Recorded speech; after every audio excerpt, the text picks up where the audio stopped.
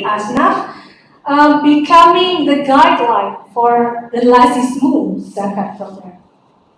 So this is what I'm talking about, the enablement system of the faith-based organization Muhammadiyah. Next. As a result of this enablement system, when I'm looking for the documentation of lazismu zakat program and from the interviews with people of lazismu, I found that they translate some of the goals of the Sustainable Development Goals into their program of zakat. So, like for example, in the first, for the education, they have certain programs for education. They try to make it relevant to the goals of SDGs in the right side. Next. Now what about NU? NU, like I said, NU they also have their motivational religious framework, which is Fiqh Nahdiyah or Nahdiyin framework.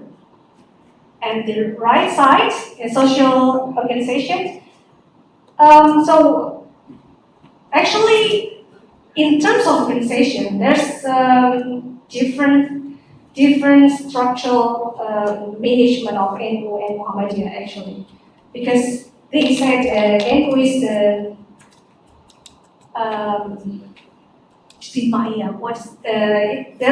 there is an organizational hierarchy in NU.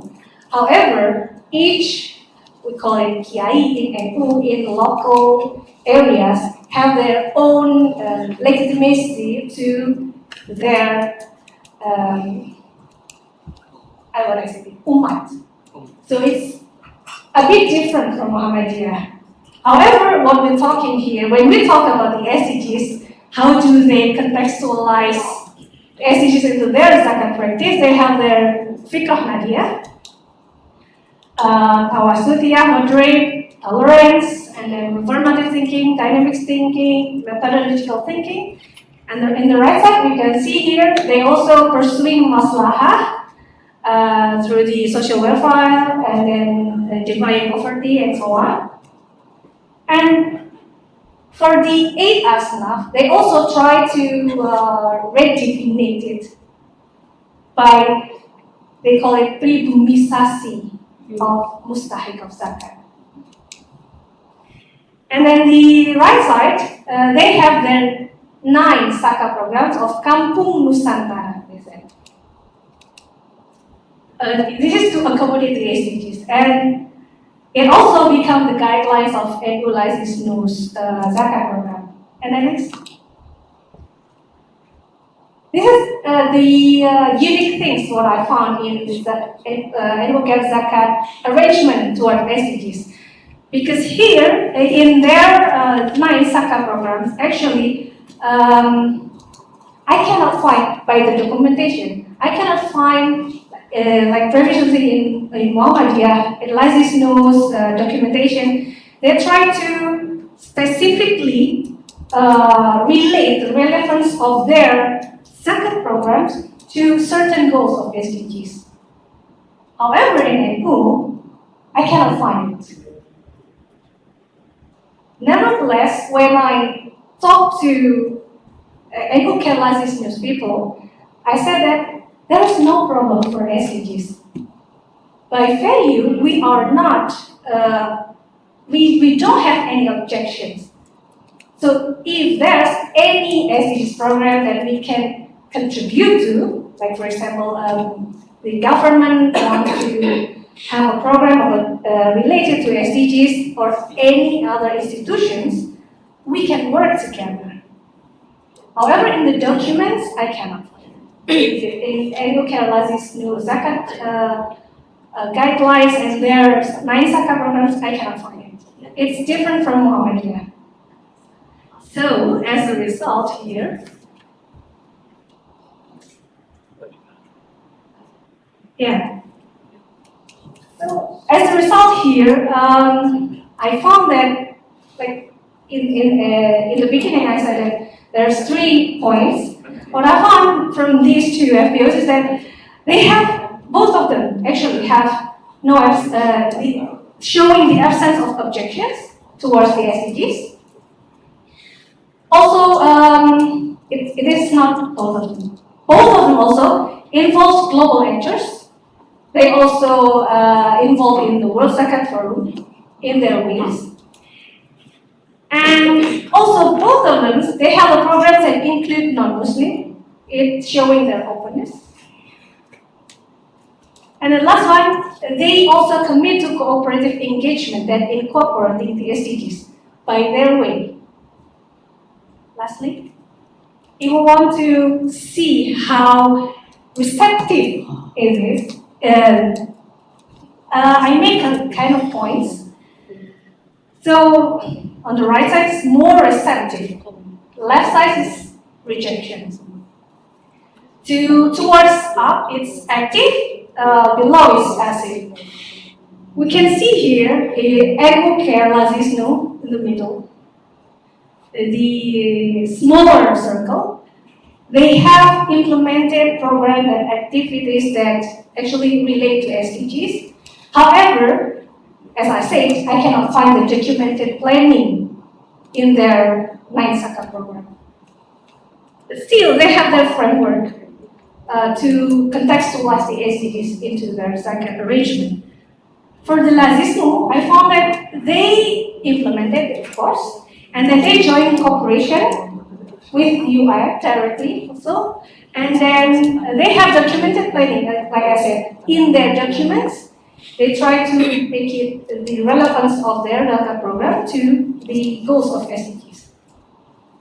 So, if we see this chart, we can see that by document, Lazismo contextualization towards the SDGs into their Zakat practice actually is more detailed and then measurable, they said. They can measure it, how they contribute to SDGs.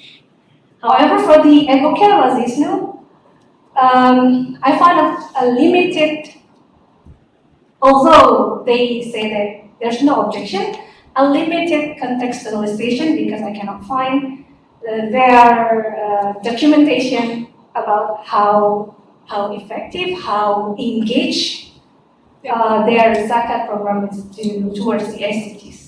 Next.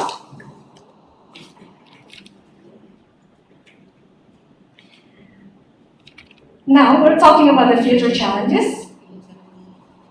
What I researched was about how the contribution of NU and Muhammadiyah towards the SDGs. To find that Zakat actually can contribute to minimize the financing gap of the SDGs. I think what we can discuss more and we can look for more about that is there any way that the contribution of Muhammadiyah and many other faith-based organizations can do beyond the SDGs financing gaps? And the second one is there any possibility of indigenization of sustainable development among Nusantara society? Because sustainable development itself, actually, it's a concept that is not, of course, naturally coming from the Nusantara. Although maybe after this, Professor Reevany can explain this. Nusantara society has its own concept of sustainable development. I'm not talking about only Islamic society, but Nusantara society. Thank you very much, and looking forward for your comments and discussion.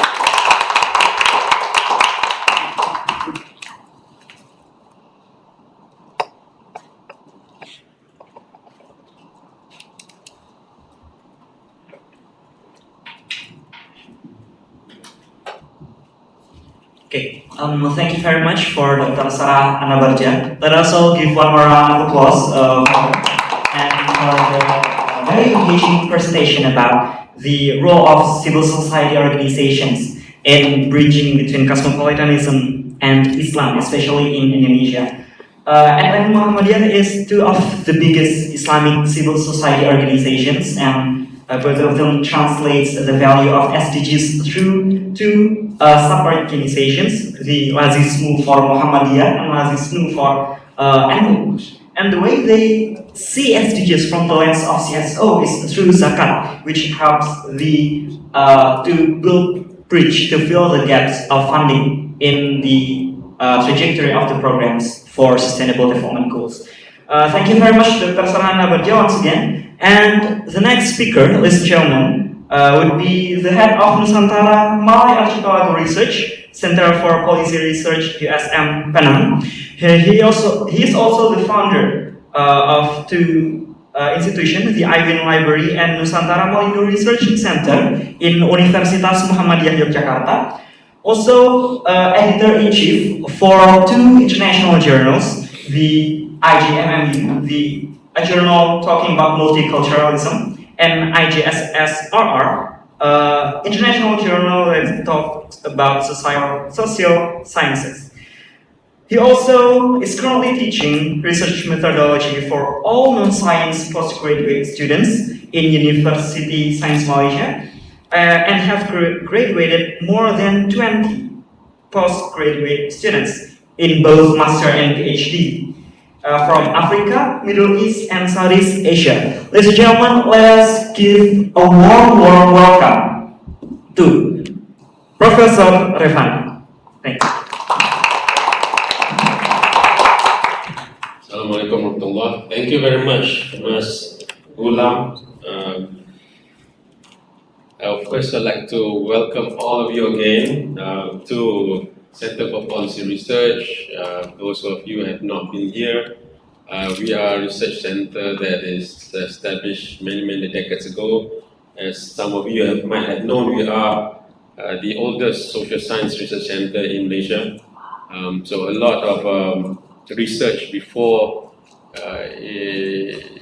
the establishment of think tanks, of ministries, and think tanks outside ministries, and as well as in universities, a lot of research and commission research especially were channeled to our research center. So this is an old research center, old building, right? Used to have our Senate here as well. The Senate of University is here. So welcome to Center for Policy Research. I'd like to also welcome a number of people over here.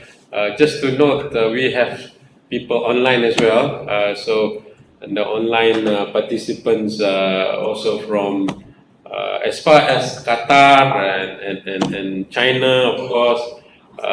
Also from Natuna Island, right in the middle of the Selatan Laut Cina, right? I remember when I had a seminar with Natuna audience, they inform us that kami bukan di Laut Cina Selatan, tetapi kami di Selatan Laut Cina. We are not in the South China Sea, we are in the southern part of South China Sea. Right, and now after President Jokowi visited Natuna, the sea is named Natuna Ocean, right? Natuna Sea. We also have other participants present over here too. I can see from Permai, from our previous Persatuan Pelajar Indonesia, Mas Dani is the Ketua Umum, right? And then a few of my students are present here from Iraq, from China are here too, and Eugene from Japan has just arrived as well. No, it's from China, so thank you, especially for Dr. Tang. Dr. Tang is one of the most prolific authors, scientists in not just USM but also in the world. They are the top 2% prolific writers in the world. So we are blessed with a lot of good, great people here. And I would also congratulate Universitas Airlangga, because for me, Universitas Airlangga is one of the top 5 universities in Indonesia, according to my perception, of course. People might argue, but then I would say it is definitely up there, right, together with UI, UGM, UNPAD, ITB, mana lagi ya? Kurang lebih itulah, right. So I will mix my presentation with some bahasa, but since we have international audience, so I will use English instead. Although bahasa Indonesia has been recognized as one of the United Nations languages. So quite recently, I think this year or last year. So let's begin our my presentation today. So this is if you haven't been to the second bridge, probably you see the first bridge, the second bridge. The second bridge. So yeah, we don't have enough bridges. We build another bridge there. This is another bridge. It's also I think the longest bridge in Southeast Asia, if I'm not mistaken, but really who cares? So this is the picture of it. And the title that I have chosen today is Transcending and Challenging SDGs in Nusantara. I take the concept of Nusantara as being the archipelago or the civilizational space, the original civilizational space before the colonial rule, which is from Sabah, Sumatra, to Merauke, up to Philippines, right? So not just Sabah to Merauke, that is Sabah to Merauke to Philippines, Filipina, from Rota, southern part of Indonesia, to Miangas, to even Champa, up to Cambodia, some parts of Thailand, some parts of Myanmar, right? So the civilizational space of Nusantara is large, big, old, and multiple routes. So this is how I would define Nusantara. But the discussion, the discourse, the talk right now today is not about the construct of Nusantara, but focusing more about SDG, the Sustainable Development Goals. And the one that I've been focusing on is Islamic Sustainable Development. Let's go to the next slide. Right. Just to note, I think USM is proud of this because we are, according to the impact ranking, we are number 4 in sustainability-led university, right? So we went up and up and up. We can see that we have on our rooftop we have the solar panels, so we actually have solar panels and we install them for free in exchange for the usage, continued usage for a certain period of time at a lower price than the market price. So it is an industry, university kind of policy engagement, which is a policy that's designed by CPR and adopted by the whole Malaysia as well. So it is public-private collaboration. And if you've seen the front part of USM, have you been to the front where they have the football field? Yes. Okay. There's also another also welcome. Is it Atif? Yeah, Atif, yeah, right. It's from Pakistan, it's also here. So that's also another example of a public-private collaboration, because we get private company to come and build the whole field, renovate or whatever. And we in turn let them, so we don't pay for that, but in turn we let them rent it out, but they pay us every month a certain amount of money. So this is the model, the public-private partnership, which is part of SDG. Now, that's number 4, but we are also number 1, USM is number 1 in impact ranking for peace, justice, and strong institutions. So we believe in institutional capacity building, and we are number 1, which is 100%. I do not know how they did it. Right? They goreng sampai macam mana, I don't know. So partnership for goals. 100% scoring. So we are very good in documentation as well. So this is the part that USM is very proud of, right? And I'm here to challenge this. Now, let me say this first, right? I'm very happy that Dr. Sarah has presented what he actually has presented, because it's very aligned to what I wanted to say, want to share with you today. Right? We are in higher education not just to perpetuate orthodox thinking, right? Not to perpetuate existing thinking, but to also challenge.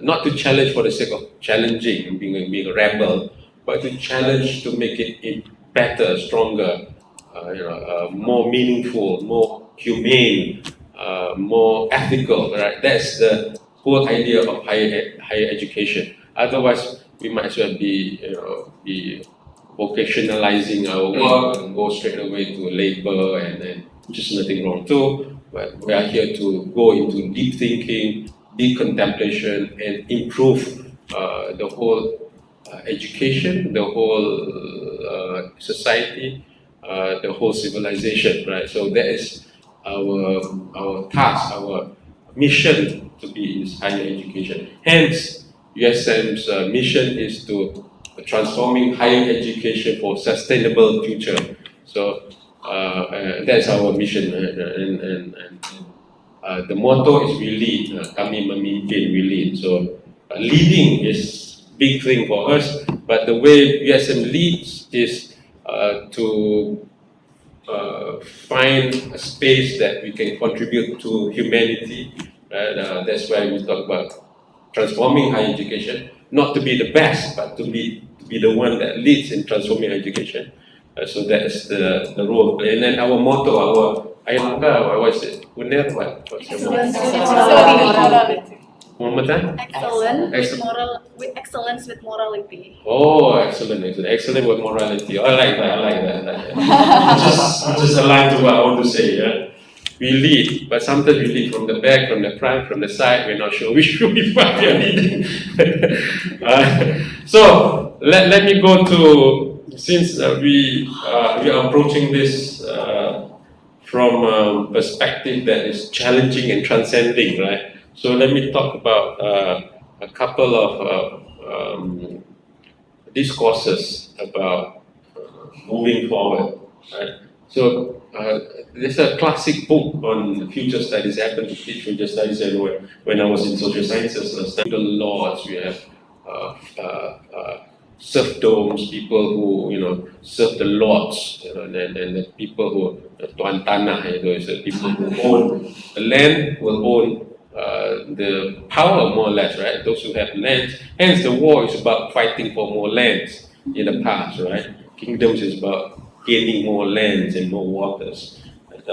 So that's the first wave. The second wave is about industrial wave, right? So industrialization comes in late 19th century, and then where we talk about factors of production. That's those who control factors of production, not just the land, but raw materials and as well as the production process, and humans are turned into human resource, right?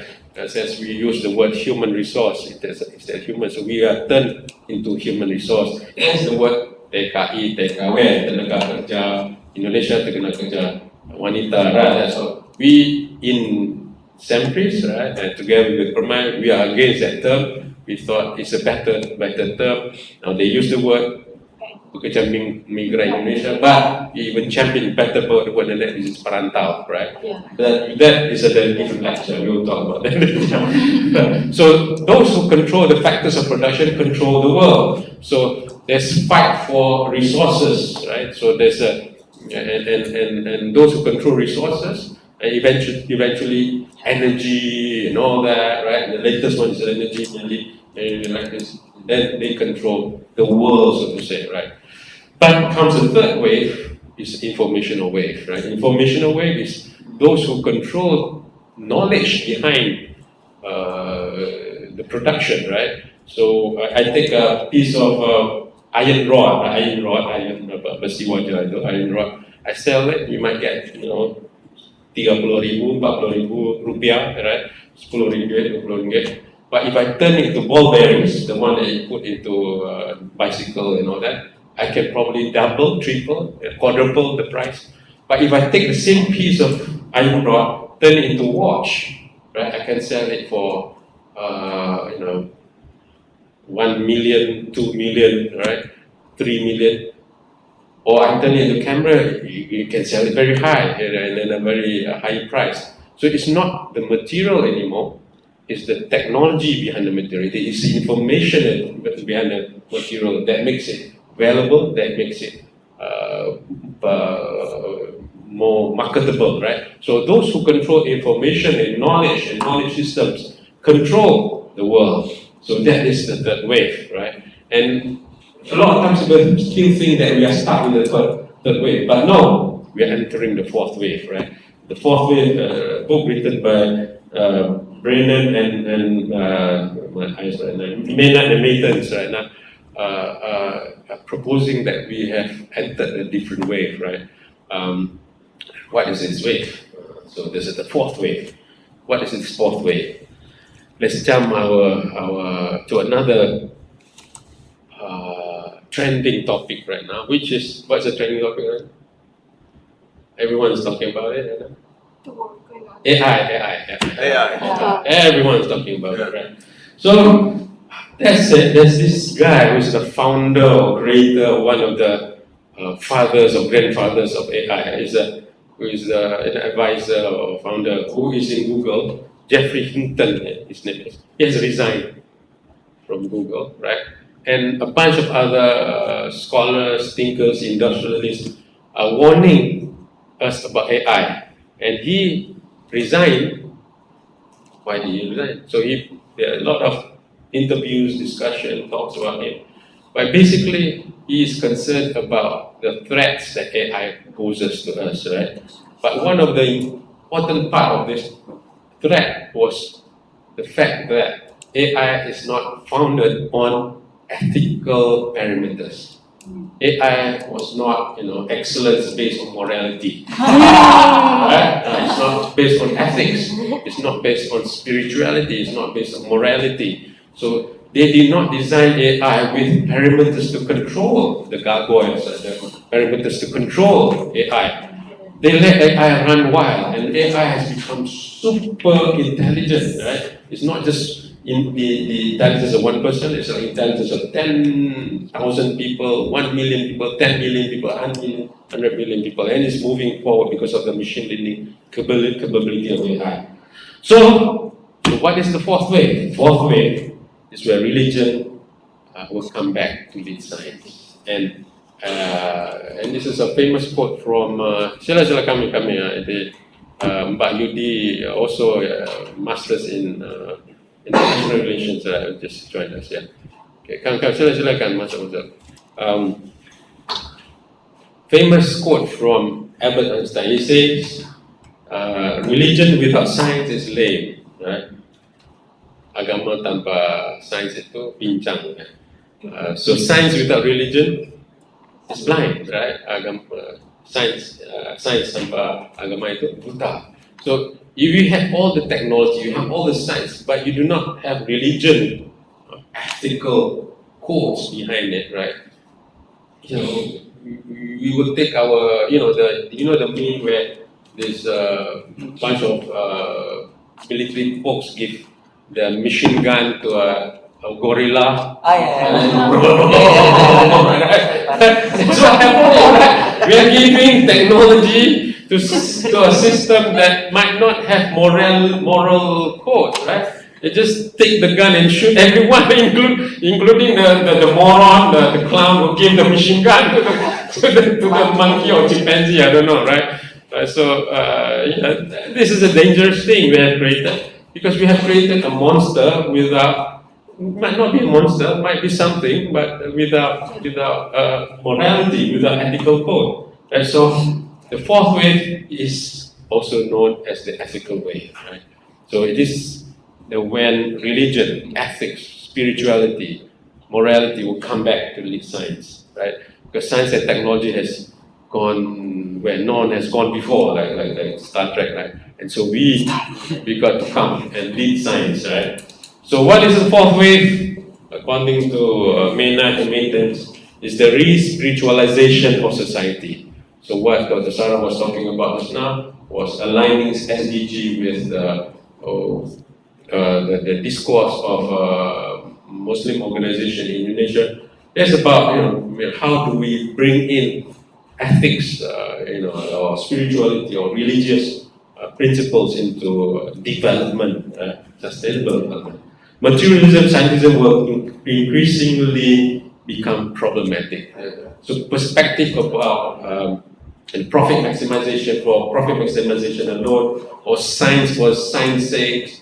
If we can, the whole idea of the spirit of technology is we can do it, right? Don't worry about the impact yet, just create it. In fact, you can create a three-headed monster, create a three-headed monster, right? You can, build a more powerful machine, build a more powerful machine. What the heck? Just create it, do it, right? Jalanin aja gitu kan. Just do it, right? Just do it like Nike said, right? So basically, what happened is that the world is coming to a moment of crisis, a moment of in the edge of destruction. The institution will move toward real responsiveness to global stewardship. So now when we talk about institutional building, we are talking about solving world problems, right? So Bill Gates are saying that, look, the brightest and the best brains in the industry must come and solve the problems of society, right? We cannot let morons rule the world, right? We cannot let morons lead our country. So stop choosing morons as your elected leaders, right? When you have a smart person and a moron person and the whatever person standing, choose the smarter person next time, right? Buat tiga pilih yang pintar gitu, yeah. And by the way, I thought there are moments in Indonesian history where it could have been different, right? The moment was like Bung Hatta, smart and intelligent, right? Unfortunately, he died earlier. But you also have an engineer, right? Superior engineer, right? Pak Habibie, who is engineer of airplane in Germany, right? God, you push him out too, right? Why you push out a smart person like that, right? Yeah. By the way, Gorontalo was the first to declare independence before Indonesia, right? I've been to Gorontalo, seen that one, right? Why do you want to kick out somebody like that, so smart, right? Just because he's listening to Soeharto, right? Kick him out, then it's come on, man, come on. There's a lot of smart people in Indonesia. Choose the smart ones, right? There's this wise, smart people. Choose the smart. It's about time to do that. Sorry, I'm that distracting a bit, right?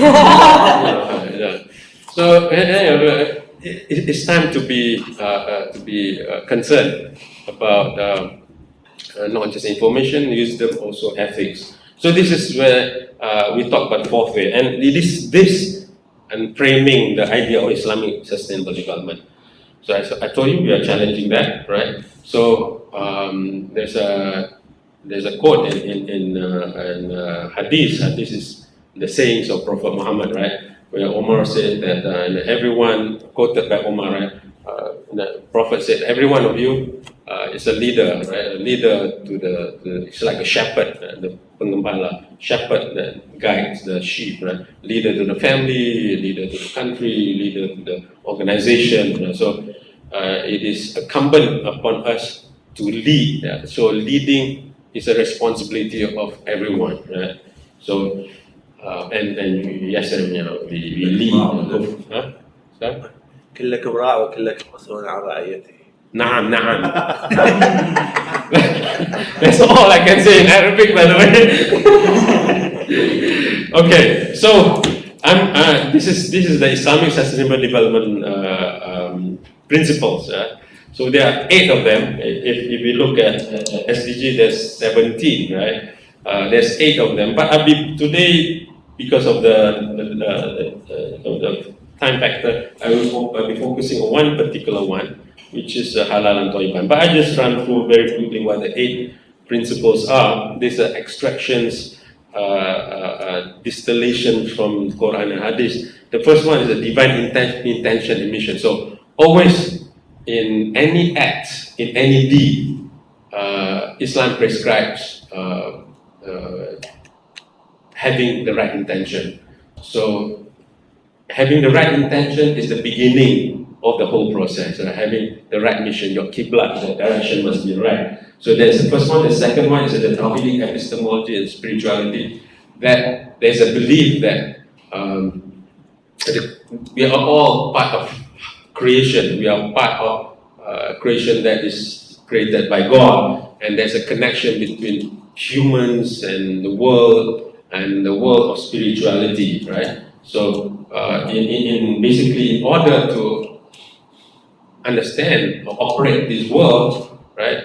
You want to operate a car, it comes with a manual, right? So you don't have to reinvent the manual. You just refer to the manual. So there's a manual to this whole world. Right? There's teachings from the sages, from the sacred people, from the wise people. So we refer to those teachings, right? So unless we believe that there is an afterworld, is that we are part of this spiritual connection, we might not adhere. We do not patut pada ajaran-ajaran ini. Ya. So the third one is the social ecological stewardship, that we are Khalifah. This is not Khilafah, Khalifah. Khalifah means leader, right? We are the wakil, the person who are given the task to lead, to take care, to become steward, right? So not just for human, not just for our family, but the whole social ecology, the whole humanity, as well as the world, the environment, the sea, above the sea, below the sea, beside the sea, and all that. There's SDGs, below water, above water, and all that. Right. Number 4, halal toiban, which I'm going to emphasize today, which is not do things that or eat things and all that is not just permissible but also good, right? So just not halal but toib, right? Then wasatiyah is the idea of balance or ethnical balance, right? It's not just balance, it's not 50-50, right? But to have the right balance in the right place, so the idea of equality is not equality, but to have the balance of distribution of wealth, of what is deserving, right? So it's not equality. And a lot of people, by the way, we have friends from China as well. A lot of people misunderstand communism sometimes. Communism is not equality for all, right? Because in communism, we also talk about to each according to need, from each according to ability. So if you have a bigger family, you should have more. But if you are capable to give more, you should give more, right? So basically, there's principles behind balance. Right? The next one is umatic justice. So it's justice that is not just inclusive, but also rectificatory. What does it mean? It means to rectify the sins, the mistakes, the problems of the past. Not just problems of today, not just the injustice of today, but the injustices of the past. So if I inherit wealth, right, from my great-grandfather, right, that was stolen from somebody else. So I have the responsibility, right, to rectify, to solve the injustice that was created then, because the benefit I'm getting are not completely rightfully mine. It's also something that's stolen from some other people, right? So the idea of rectificatory justice is an important part. So if they come and colonize us, steal our money, steal our wealth, so we got to reclaim what our wealth is, and to make sure that distribution of wealth is fair, not just based on the current situation, but based on the justice of the past, right? There's a story of Sidina Omar, and this is just to explain this principle. Right? In Islam, Islamic teachings, there's always the idea of it's a mandatory for male to go and worship Salat in his masjid on a Friday, right? So whoever goes fast will get the best reward, right? So people will go fast and then try to be competitive and be in the front line, the front south, right? Because front south you get more blessings, right? So there was a moment where the Khalifa Umar, one of the second Khalifa in Islam, he went and he shoo away people sitting in the front. Said, you go to the back. You come to the front. So people are, what's going on here? Why am I, asked to go to the back, right? But he said, look, you know what? When we first fought, right? When Islam was just beginning, you were the one who fought against us, right? So you do not deserve to be in front. You sit at the back, right? You who are for the real believers at the beginning, you sit in the front. You see, there is a justice there. And it is a rectificatory justice. Those who deserve to be in the front should be in the front. Or those who deserve to the back should be at the back. Right? That is a rectificatory justice. So it's different kind of justice. It's the justice that rectifies, that corrects the past, the sins of the past as well, right? Deserve. It's something like deserve. Is it It's zero? something like deserve. What is deserve the in front and what is deserve in the back? For example, how can I say that? You are before me in the PhD, so you deserve to be at the first stage. Yes, so yes. right? I Okay. follow you. Something like that. Yeah. But it says in the Islam, we say Ansar al-Muhajirin. Yeah, Ansar al-Muhajirin. Yeah. Yes. So, that's the idea of, we need to know our place, right? We need to know our place, and we need to know our mistake, our things that we have committed in the past, and we should give the right to other people who have actually done right. That's the idea. The seven, the thriftiness and prudence. The concept of sustainability in Islam is fantastic because ada prudence and tidak membazir. Do not waste. There's a quote from Prophet Muhammad that says, do not waste water even though you're next to a running river. Jangan membazir air walaupun kamu di samping air yang mengalir, air sungai yang mengalir. So the idea of you do not waste even though you can waste, I'm in a hotel right now, right? I already paid for this hotel, so turn on the lights, turn on the air condition, right? Because I paid for it, right? So no, that is un-Islamic. Islamic says you can save, you can conserve, you save and you conserve, right? And the behavior of wastefulness is the behavior of Satan, right? Membazir itu perbuatan Satan. And in fact, in Islam, there's the idea of recycling long time ago, but we never reuse. The Muslims never use the word. We have air mustakmal, air on the different kind of water to recycle. So certain water you can reuse, certain water you can use for cleansing, certain water you can use for bathing. It's been classified, 1,400 years ago, right? It is, it's already defined with the water itself, right? The idea of reusing water. But of course, we never come up with the word recycling at that time, right? Then suddenly somebody come up with the word recycling, reusing. Oh yeah, the 3 R's, right? The 3 R's, right? And then we try to find Islamic principles. We also have it, right? Well, we all have it long time ago, but we never put forward as a model of development. So this is, I think that's the 8th one is the zakat, the waqaf, the infaq, and all that, the philanthropy, right? So the commoning, turning what is private into the public, that's waqaf. So these are basic principles. I just want to run through very quickly, but I want to focus mainly on something called halal and thayyiban. This is the important trust in Islamic sustainable development. What is it? Okay, in Quran, the term tayyib was never separated from halal. It's always halalan thayyiban, halalan thayyiban, halalan thayyiban. Only our institution comes in with the halal logo. And then we compete, which halal logo we should use, this suku or that suku or this suku or that suku, is it, the shape is like, which particular ethnic shape is this, right? This is I'm making a joke about Indonesia right now. But the point there is about halal and thayyiban, right? We never separate tayyib from halal. So this, if you go in the Quran, I think more than 20 verses, there's a mention of halal toiban. So not just what is permissible halal, but also what is good, toyib, right? So if I take a piece of paper right now, right, I take a piece of paper right now, I can eat it. It's halal, but it's not toyib. It's not good, right? When we are and it's halal, halal. You can stand halal, right? Halal, right? Because we say it's halal, but it's not toyib. Islam has said you can eat paper, right? Something you can eat something permissible and good, right? But we never, champion the other good.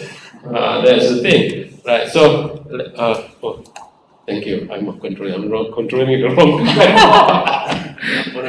Thank you. Because Hanif is like The third way. Third way. Third way, fourth way.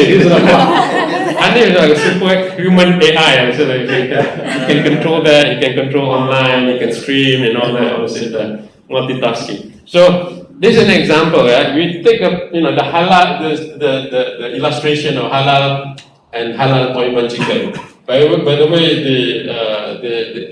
this is quite common in our practice, and not just Indonesia, Malaysia, and the whole of Nusantara. Basically, we talk about halal chicken. We take take chickens, you put in injecting antibiotics, chemical fertilizers, and growth hormones, and pesticides, whatever vaccine, whatever, and then we slaughter it, right? Slaughter it, and then it becomes halal chicken, right? Now, this is what our paradigm of halal is, right? Whereas halal and toiban is that we make sure the food is organic, there's the chicken is balanced diet, and accessible to outdoors, right? Like ayam kampung type, basically. So we make sure that the chickens are not living in a stressful environment, right? Because when the chicken live in a stressful environment, there will be diseases, and when diseases, we got to use antibiotics and all that. But if you take care of the chicken in a toiban way, wholesome way, right, then the chicken will be a better chicken, right? And then we will eat halal toiban chicken. That is the concept of halal toiban, right? And it is halal toiban benefits everyone in the society, Muslim or non-society and non-Muslims, right? So the idea of halal and toiban as a principle in Islam is that you want to produce something that when we say, okay, you want halal chickens that are clean, treated humanly, not being abused, not injected with hormones and vaccines, nutritious and healthy, choose halal and toiban. That is the standard that we want, right? So we do not have that standard right now. We have a halal standard, no halal and toiban standard, right? That is the problem. This is, by the way, my brother contributor who is online right now. So he actually came up with this idea and then talk about this, right? Right. He's also in present right now, right? The next slide. So why am I talking about this in the context of Nusantara? Why am I talking about this? This is a growth area. Right now, 1 out of every 4 humans in the world are Muslims right now. And if you look at according to the dinar standard spending, halal product services estimated about 2 trillion in year 2019, right? This is the stats before COVID, by the way. And this is a growth area. So the growth rate of halal and toiban is halal, not toiban. It is amazing, and we will lose out if we do not capture this market. It's a big, huge market, and we are losing out. We do not enter this market and master this market, right? The next slide, please. And in Southeast Asia, right? In Southeast Asia, where there's Nusantara civilization more or less situated in, right? There are about 260 million Muslims, right?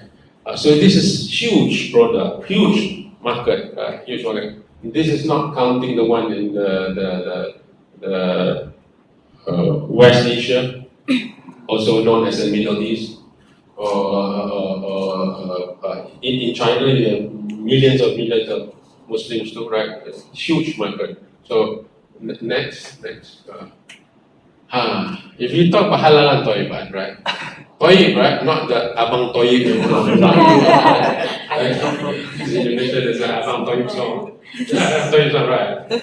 Toilet, the goodness, wholesomeness, are all in all the 17 SDGs, right? All 17 SDGs have toilet aspect to it, right? So when you do toilet, you are doing all the SDGs. Next, right? Actually, this is the field we can win, and we are already winning, right? And we should not stop winning. 2019 statistics, right? This is the ranking of the Global Islamic Economy Indicator. Remember this? Who did this? Oh yeah, Gibran. Gibran, right? Remember Gibran was questioning. I mean, right? I think he was talking about this. Did you all watch the debate? Yeah. You watch the debate, right? Don't be impolite to the guy. So in 2019, right? This is where we take Nusantara as 3 countries right now. This is our position right now. So in halal food, Malaysia, Brunei. Halal fashion, Indonesia, Malaysia. There, up there. So this is a field that we can enter and we can succeed. There's a halal economy field, Islamic economy field. In halal finances, Malaysia there, Indonesia there. Halal finances, Malaysia, Brunei. By the way, Singapore can be number 2 there too. Isn't that amazing? So when I say halal toiban, it's not for Muslim only. That's what I meant. It's a field that all can come in and contribute and bring benefit to all humanity, right? Pharmaceutical, UAE there, Malaysia, Brunei, up there. Halal travel, Malaysia, Indonesia, up there. So this is an area that di sinilah gelanggang kita bisa menang, right? This is the area, this is the field, this is the battlefield that we can win, and we should win, and we should succeed. It is a big field, right? There's the ranking. This is 2019. Let's look at something more recent, right? This is 2022, right? 2023 is not up yet, I think. Islamic finance, Malaysia, Indonesia. Then fashion, Indonesia number 3, Malaysia number 9, Singapore down there, right? Pharmacy, Singapore number 1 again. Halal food, Malaysia, Indonesia. So halal Muslim travel, Malaysia, Singapore. Media creation, Singapore, Netherlands. You know, the colonizer can come in. You know, the colonizer. Then this is another colonizer, big time, right? They are all colonizers. They can come in. So they can occupy the space, right? So be careful, we can be colonized again because they love us so much, right? When Indonesia got your independence, they come back and attack you, right? Remember that, right? 1944, 45, and then Belanda came back to Yogyakarta and attacked. Same with Malaysia too, because after the Japanese left, right? The British loved us so much, they came back to colonize us. Right? They love Malaysia so much, right? They come back, they colonize, keep on colonizing us. Now, the point here is something I want to raise here, right? About travel, Muslim travel. Some people think, oh, okay, when we separate male and female swimming pool and all that, right? It's like Taliban, Taliban. So be careful, become Taliban country, right? Now, there are hotels in Europe who did this, right? They separate male and female. The European women, Amma love it. Right, the mothers and people who travel tend to be older age, right? Including grandmas who their size is slightly different, right? So they do not want to show their sexy body to the male so much, right? So they like having the privacy of swimming in the swimming pool without men watching them, right? So they say this is something good, right? So some hotels actually have certain time for female-only swimming. So by doing that, you see more people can enjoy the swimming pool, right? Not just the sexy, cosmopolitan, metropolitan male, right? But also the more, the stronger women can also swim. What it means is this, and I want to highlight this point. Yeah? Go to the next slide, please. Okay, this is the ranking now. So in Indonesia, when it comes to fashion, you are up there. So one way I can tell when a Malaysian and Indonesian walk, the one is more stylish, that's the Indonesian. That's right.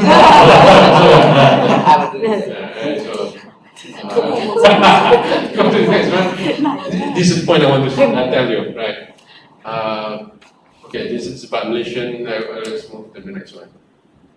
Okay, Islamic finance in Malaysia. So Islamic finance, Malaysia is ranked number 1 for 8 years in a row right now.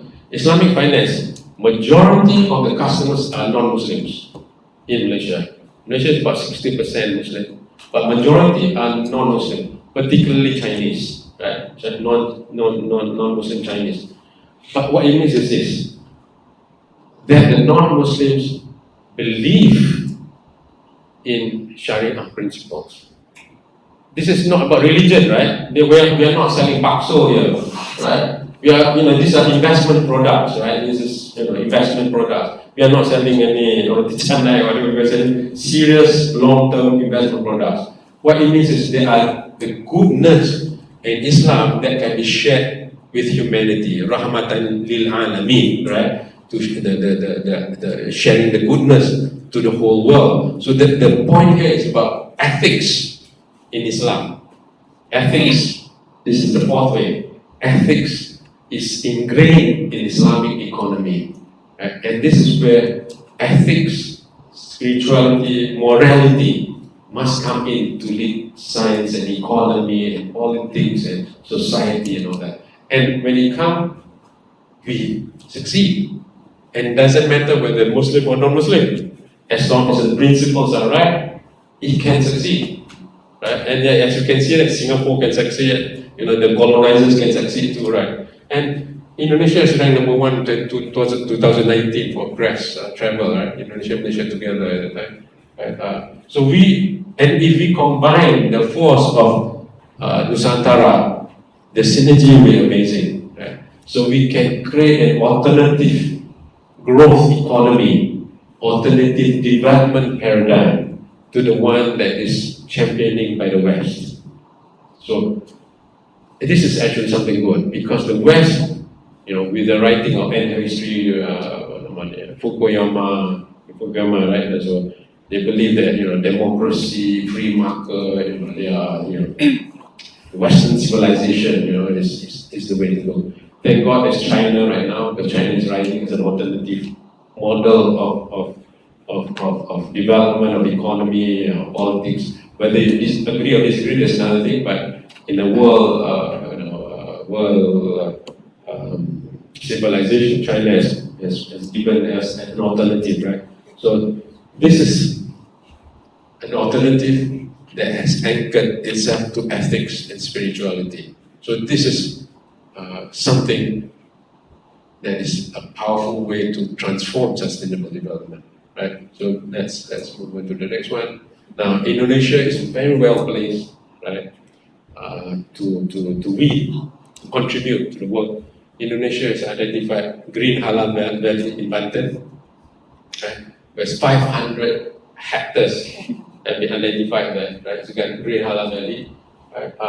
I wish the money from IKN goes here.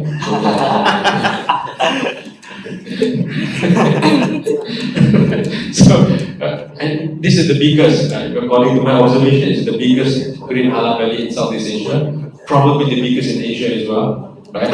And this is a growth area, and then you can bring halal and toyib together because green is toyib. Halal is just permissible. I can eat this piece of paper, makan kertas ini halal. Kita toyib. Tidak toyib. You got to bring abang toyib pulang. Toyib to the heart. You got to bring goodness. So green is good, right? Green is good. So this is something that part of Indonesian plan that can really boost Indonesia to the next level, right? A real player of economy. And this is the one of the areas that's very strategic. The next one, and then there are other one is not too far from here, Sidoarjo. Sidoarjo juga which is Sidoarjo basically is part of Surabaya more or less, but not necessarily. And, these are the areas that are also included in the halal hub, the green halal hub. Yeah. So basically, I'm saying to you that for us to transcend sustainable development into much more ethical sustainable development, then this is the war, the battle that we should enter. So next one. Okay. So now there are all these halal logos. So we need to have Nusantara Halalan Toiban logo. So when people say you want the best chicken, eat Halalan Toiban chicken. You want to have the best makeup, go Halal Toiban makeup, right?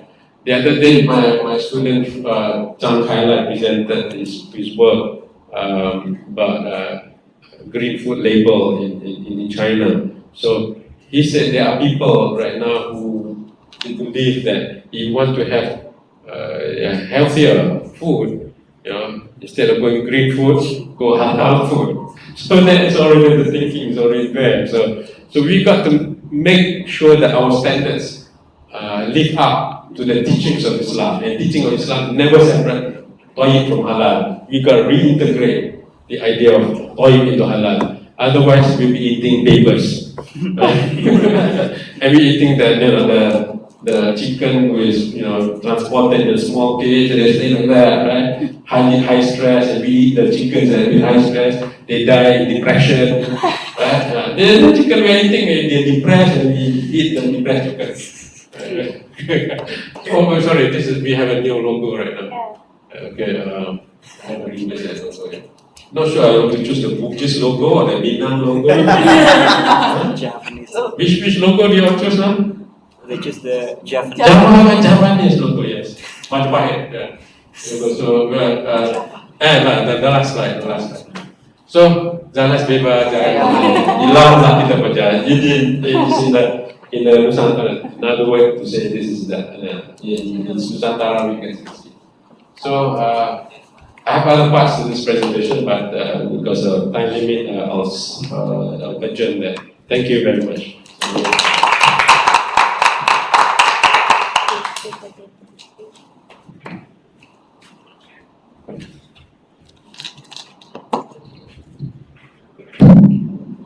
Thank you very much for Professor Muhammad Reevany Bustami. It connects a lot of dots into our society.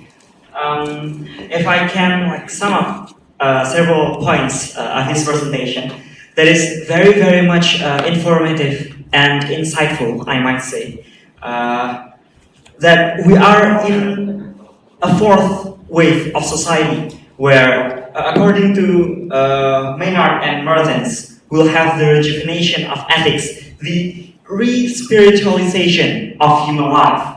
And if it can be summed up into one sentence, it is that our society right now, sometimes too preoccupied with whether or not we could, we sometimes forgot whether or not we should. And then this evolution will bring the shouldness back to our development. Now, it is also a research that fills the gap and further challenge of the previous research by Dr. Sarah, which is the indigenization of sustainable development goals. Why are we adhering to a norm, an order that did not come up from ourselves, from the grassroots, from bottom up of our society? That we already have those kind of values in the first place, but that it is not institutionalized enough. Then we want to create a order made by ourselves called Islamic Sustainable Development, which then offer a new values, which is one of them is halal tayyiban. And then the further challenge should be, can we come up with another more inclusive idea of Nusantara sustainable development values? Ladies and gentlemen, let us give ourselves one more round of applause before we get into the Q&A session. And we'll have time In the first segment, I will open for 3 questions from the audience, both offline and online. So for those of you who have any questions that we would like to discuss, please raise your hands. Okay, we have 2 questions offline. Is there any online? Yeah, there's one. Okay, there's one. Okay, let us start from the first one raising hand. From our sister in the corner. Yes, please.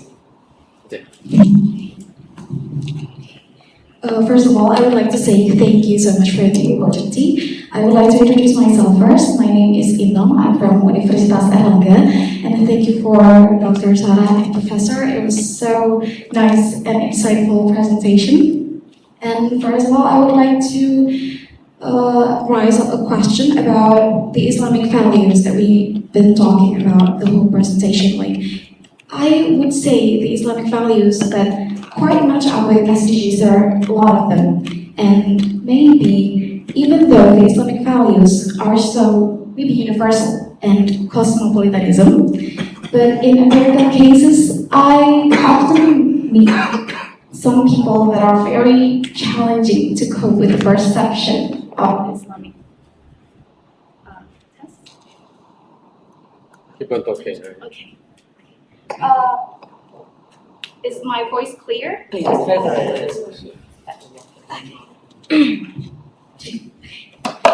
would like to continue my question. Even though Islamic values are universal and cosmopolitanism, but in empirical cases, like there are so many challenges, especially according to the perception of Islamic itself.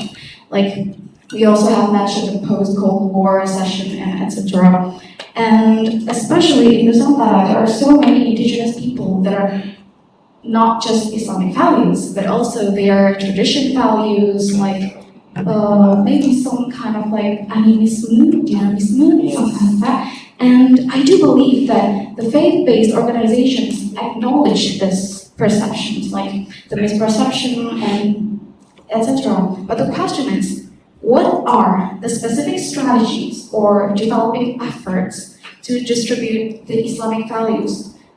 Not just like I know that there are identity. I know that there are some kind of identity that mark out the Islamic itself. Like I'm sorry, it's about maybe violence or something. But can we just spread the values, not just can we just spread the values not only in the identity itself, but also just the universal values itself?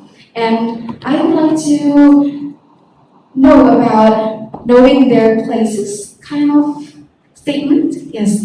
Do FBO know their limitation to their efforts in coordinating or collaborating with the other social movement related to SDGs? Maybe that's quite a 2 question, but I would like to know more about the answer. Thank you so much. Thank you so much. I believe we will have to go through the questions one by one. So I pass the microphone to our beloved speakers. Okay, let us first give time for Dr. Sarah. Yes, the mic is here. Is it on there? What are the strategic efforts to distribute the values? And do CSOs understand the importance of working with other institutions? Thank you. Okay, so I would like to, I don't know if it will answer your question, By the way, thank you for the question. So, the indigenous value of the people of Nusantara itself. So actually I didn't explain it. At first, how did I came up with the idea of cosmopolitan faith of Islam, and why did I choose Indonesia as the case study? First, we should remember and recognize that as an archipelagic society, actually, even before Islam came to Nusantara, actually, as the archipelagic society, this society itself, because we live in the archipelago, has its already instilled value of openness. So the Nusantara people actually, before Islam, already open to a new culture, new thoughts, new practice, even before Islam. And when Islam then came to Nusantara itself, the assimilation happened also. And if we could relate it to the work of Ilmu and Muhammadiyah itself, both of these organizations actually has already practiced this. Already practiced this for decades. For example, like Ilmu, they have what they called Islam Nusantara. And Muhammadiyah, recently they have the Islam Cosmopolitan, the term of Islam Cosmopolitan. Previously, they have the progressive Islam, Islam progressive. Both of these concepts actually is a concept that they already practice their work to contextualize a value, any kind of value actually, to the practice of the Islam. Not only a global things, I would like to use the term that used by Gen Z, shining, mesmerizing. Shining, splendid, Shining, splendid, and mesmerizing SDGs. Not only that, actually, but beforehand, the existence of the indigenous people, the thought of part of that is the practice, the traditional practice. Because I cannot take example of the people of Sasak, as you know. Ina is coming from Lombok, so Ina is Lombok people. I cannot take this example of Lombok because I haven't any study about Lombok people. But for me, if I want to take my example of Java, the practice of Java, Javanese tradition, actually it's already assimilate to the practice of Islam by Ilmu and some part of Muhammadiyah in Java Island. So actually, I don't know if it's correct, directly answering your questions about the specific strategy. The more specific strategy of both of these organizations might be different depending on the case. However, for the religious framework of both of these organizations, they already have that as the descendants of archipelagic society of Nusantara. Thank you. Yeah, is that? I mean, yeah, maybe not directly specific strategy. Really based on the case by case. Okay, thank you very much, Dr. Sarah. Now we are moving to Prof. Reevany. Right. Thank you. Let me understand the question first. You're asking how do we... Okay. The first one. The first one is what are the specific strategies for distribute the Islamic values? I think that there are so many perceptions that Islamic is maybe not inclusive or... Okay. So what is a strategy, specific strategy to distribute to... When you say distribute, you mean to spread? Spread. Or to include Islamic values into... Yes, the multi-ethnic. Right. Okay, what is it? Let me the idea of Anya, can you reshare the slide again? I have prepared something kind of like I tell my PhD students to prepare more slides after thank you, just in case the exam. There you go. The 10 elements of implementation of that. So if so continue from what Dr. Sarah was saying just now, contextualization, and Nahdlatul Ulama, who is one of the two big organizations. For those who do not know, in Indonesia, there are two huge organizations in Indonesia.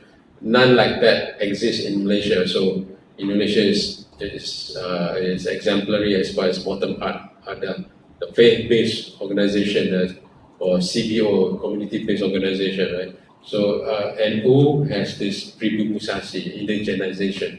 So the idea of contextualization is very important. So if you look at I call it the 10S there, right? So this is general guide to incorporate sustainable development, Islamic sustainable development into the community. So generally we begin with the qiblat, the niyat, the intention, right? But the point that I just want to connect to what Dr. Sarah was saying, because the stakeholders is important to understand who the stakeholders are. So without understanding the stakeholders, the strategies cannot work. So if you look at a lot of countries or programs in the countries, they want to eradicate or reduce poverty, they just come up with a program. You do this, you plant this tree, you rear this animal, you do this, you're a fisherman, now you become tour guide, they just impose things. That doesn't work. You got to engage the stakeholders. That's one of the S's. And then you have standards.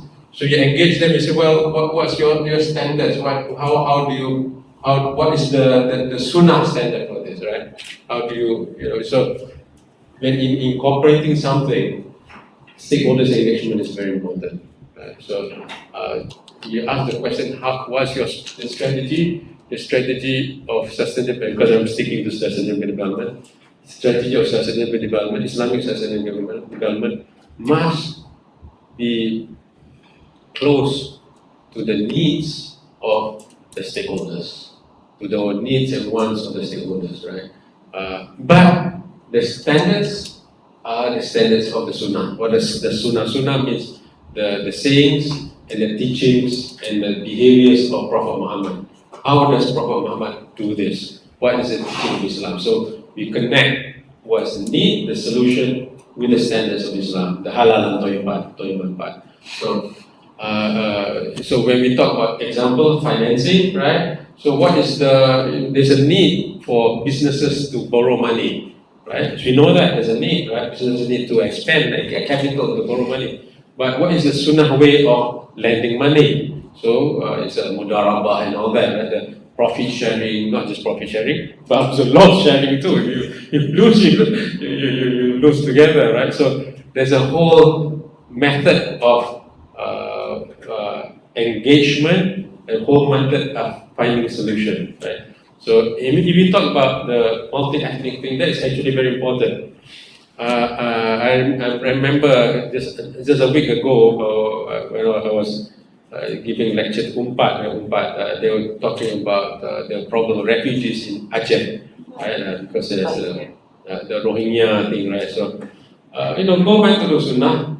What was the thing that Rasulullah did when he hijrah, right? There's two groups, the Ansar, Muhajirin, right? The people who migrate, people who accept them. But among the next thing they do is to come up with a Madinah constitution, the understanding. Some call it constitution, some call it understanding. To have an understanding, okay, when you come in, how do we work together, Do you become planters too? How do we create a sustainable or sustaining ecology, right? You come and eat our food, or you can come and help us plant as well, Come up with understanding. So the Piagam Madinah, or the Madinah Charter or Madinah Constitution, it was created by Prophet Muhammad. There were about, I think, 26 different communities, ethnic groups. But they come to an understanding, how do we work together? So there were stakeholders engagement. There's also understanding how to work together. Then that must be achieved through stakeholders engagement and following the sustainable development. So the idea of having the Sunnah is an ethical way. Basically, is that what? So to make sure the solutions are ethicized, there's no such word, but to have ethical, the excellence based on moral morality. Yeah, that's what I want. Bring morality in all solutions, right? That's what should be done. So, but this is, we can discuss this more. This is the 10S of implementation of sustainable development. But the important part is what Dr. Sarah was also mentioning about contextualization. Yeah? Is that it? Alright. Can I add something? Actually, the one that is hindered the process of diffusing the Islam sustainable development itself, it's not coming from the outside of Islam. Like Professor Reevany said, the colonizer too can also take part. The one that hindered it itself is actually the Islam people itself. True, yes. That hindered them.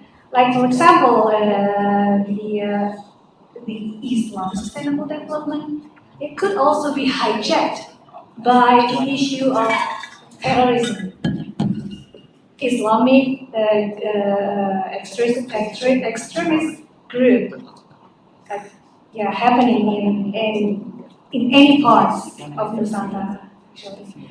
So I would say that the one that hindered the strategy, like what Dr. Reevany said, is the Islam people itself, not the one coming the outside of Islam people, Islam people.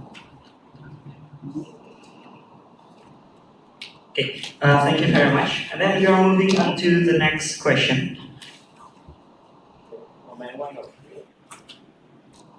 Yeah, I can stop sharing.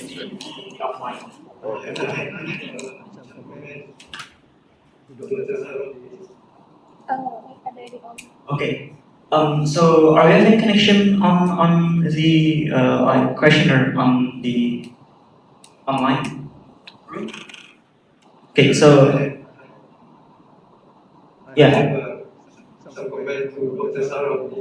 Yeah, Malaysia, speak louder, is that? Oh, okay. So I have comment. okay, so a comment, not a question. Okay, so then we'll have continue the discussion on the first question then, and then we'll move on to the next question, offline question. Then please do. So can I talk now or? Yes. Yes. Yeah. You may, please. So thank you so much, Dr. Sarah, for elaborating the Nahdlatul Ulama and also Muhammadiyah, as what my brother has said. In Indonesia, there is a very clear distinction between the two groups. I would like the PhD which I'm doing currently now is on Tariqah Muhammadiyah. So in this Tariqah, it's interesting that to note that this Tariqah is a way to reconcile between these two groups. So if you look at Nahdlatul Ulama, the focus is mainly on Sufism and on Mazhab, the four Mazhabs. And whereas the Muhammadiyah, the focus is on no Mazhab, going back to authentic hadith, Bukhari, Muslim, and all the authentic hadith. So in the Tariqah which I'm currently doing now with my brother as the supervisor, Dr. Reevany, Prof. Reevany, this Tariqah is the last Tariqah that is born on this planet. The Tariqah was in 1837. The founder was in 1837, and the founder said that there shouldn't be any mazhab. So he actually he represents the Nahdlatul Ulama, which is on Sufis, but he is one of the rarest, the few Sufis that states that there shouldn't be any mazhab. So this is an interesting concept.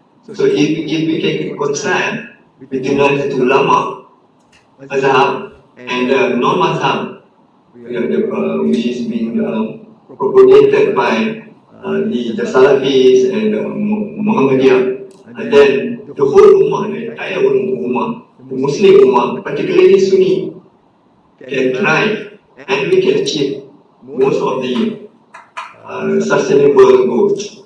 That's all I can say. Thank you. Okay, thank you very much for the comment from our participant online. And now we are moving on to our next question offline. Yes, from the lady in the middle of the table. Please do. Can you hear my voice? Okay, so first of all, thank you so much for the presentation from both Mbak Sarah, our esteemed lecturer, and also Professor. So what I actually want to ask is a little bit broader than what we're discussing today. Since I'm an IR student, maybe I'm not really familiar with the sociology framework that you proposed. I actually have a question about the fourth wave. So we talk about how the fourth wave is trying to bring back religion to knowledge, not to replace, but actually come hand in hand with knowledge, how knowledge is not supposed to be separated from religion. Now, my question is that we have the history of it, right? We have the history of how religion have a very big impact on the society, on the world, on the Europe, on the Middle East. We have the history of that, and there are a lot of problems in that. There are a lot of problems to the point that the people in the past think that it is better for us to separate the matters of religion and governance into secularism. And that is what Indonesia even trying to do as well, even until now. We're trying to Accept online. trying to accept the diversity, trying to embrace other religion as well. Now, with the resurrection of Islam right now, or not just Islam, religion and knowledge, we're trying to embrace it back, we're going to have it back to us. What we might face in the future is that the problem of we don't only have one religion in this world. Even in Indonesia, we have several religions that the government acknowledge, that the government permits us to have. So the problem is that this might align with one of the most famous IR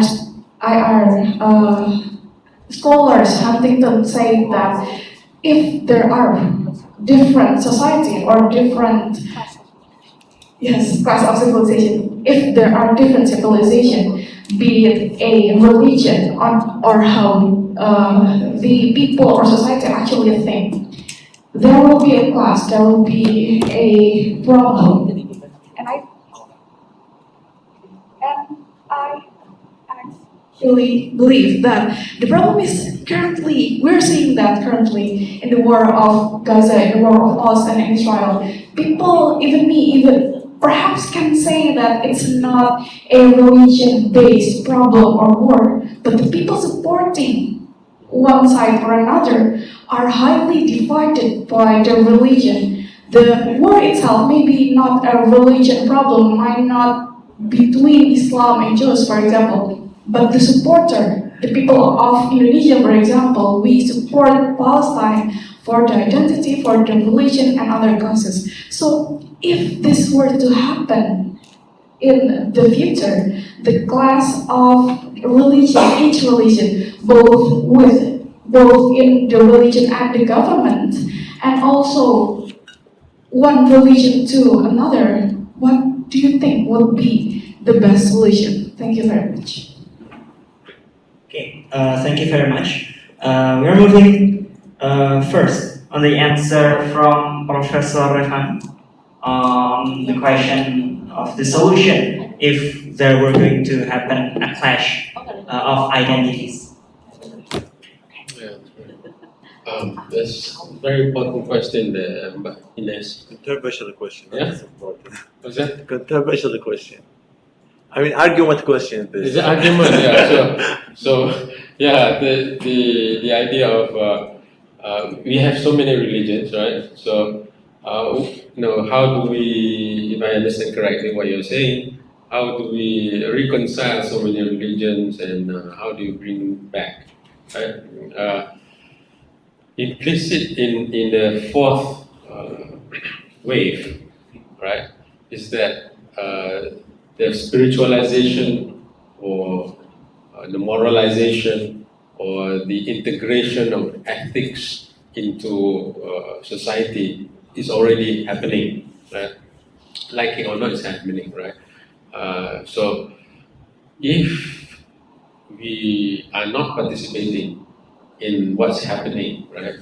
So there'll be a dominance or a monopoly of value system that goes into the way the whole world is being structured, right? So if you look at the certification institutions, if you look at the standards institutions, if you look at the ranking institutions, they are all the fourth wave institution. So, which I did not go in deep into this one yet. So those who control the standards and the ranking of who is right and who is wrong, who is good, who is bad, right? They are controlling the world. Right? What do I mean this? All I need to do is to say, your country is before was A, right? Your ranking, your rating. I just put in A, B minus right now. Investors will pull out the money from the country. Your university was ranked number what last time? 50, 500. I pull it down below 1,000 ranking. Students will go up from that university, go to other universities, right? If I were to say your country right now is in the terrorist list, people will stop going to their country. People believe in ranking, certification, standards, on the goodness certification, right? So the people who control who's right, who's wrong, who control the standards, who control the ethics, controls the world right now. So the problem is, for example, terrorists, right? Indonesia is in that terrorist group. Malaysia is also in that one. But Indonesia is another one, right? Human trafficking. We are in the black list of human trafficking. Now, but who defines who's a terrorist? Where is the biggest terrorist? Who's the biggest terrorist in the world right now? Who? Israel. Israel, right? Israel is not number one. I tell you, who's the bigger terrorist than Israel? You and United States, right? United States, they have, bomb Hiroshima, Nagasaki using nuclear bomb. They have more than 100 bases in the whole world. They have gone to the other side of the world, Vietnam, use biological weapons, right? Or Agent Air Orange, they call it. And then they kill the Vietnamese. What's the connection between US and Vietnam? There is no connection there. 12 hours you got to travel US. They terrorize countries. Any country who wants to fight with them, they will terrorize them. They use economic terrorism, they use political terrorism, they use military terrorism. But the list of US is not in terrorist list. They come to Malaysia, they tell you, you are connected to terrorism, now I'm going to sanction you. Because they control who's right, who's wrong. They control who's good, who's bad. Right? So, coming back to the idea of clash of civilization. Actually, Huntington was wrong. It's not a clash of civilization. It's a colonization of civilization. The West has been colonized the rest of the world for a long, long time. It's about time the rest of the world rise and fight the West. That is the battle right now, because the West, they champion two things basically, right? Israel and liberalism, right? The LGBTQ, FGM, and whatever else, right? They have the liberal school of thought, and then they have the Zionist school of thought, basically the two, the right and the left, right? It's like the two crooks of the world, right? But if we do not, we are the moderates, right? If you look at our country, we have extremes, right? But our extremes are not the mainstream. In Indonesia, I've seen people wearing the ninja style, what we call in Indonesia, cadar in Indonesia. Cadar over here is bedspread, it's different. Cadar and wearing short skirt, riding a motorbike in Indonesia. There's no problem. These are two extremes, right? Quote unquote. But extremes are not the mainstream. We are inclusive. We let them be together. We don't kill, you're extreme, we kill you. You're extreme, I'll kill you. No. They do that. The West does that. So it's not the clash of civilization, it's the colonization, it's the domination of civilization. That was where Huntington is wrong. So Huntington put China is one side, India another civilization, Africa is another civilization, and then West is another civilization. No. There's one civilization colonizing the rest of the other civilization. So it is time for the rest of the civilization to fight back, position the West into its position, right? So if we, the rest of the world, do not enter this game and are afraid of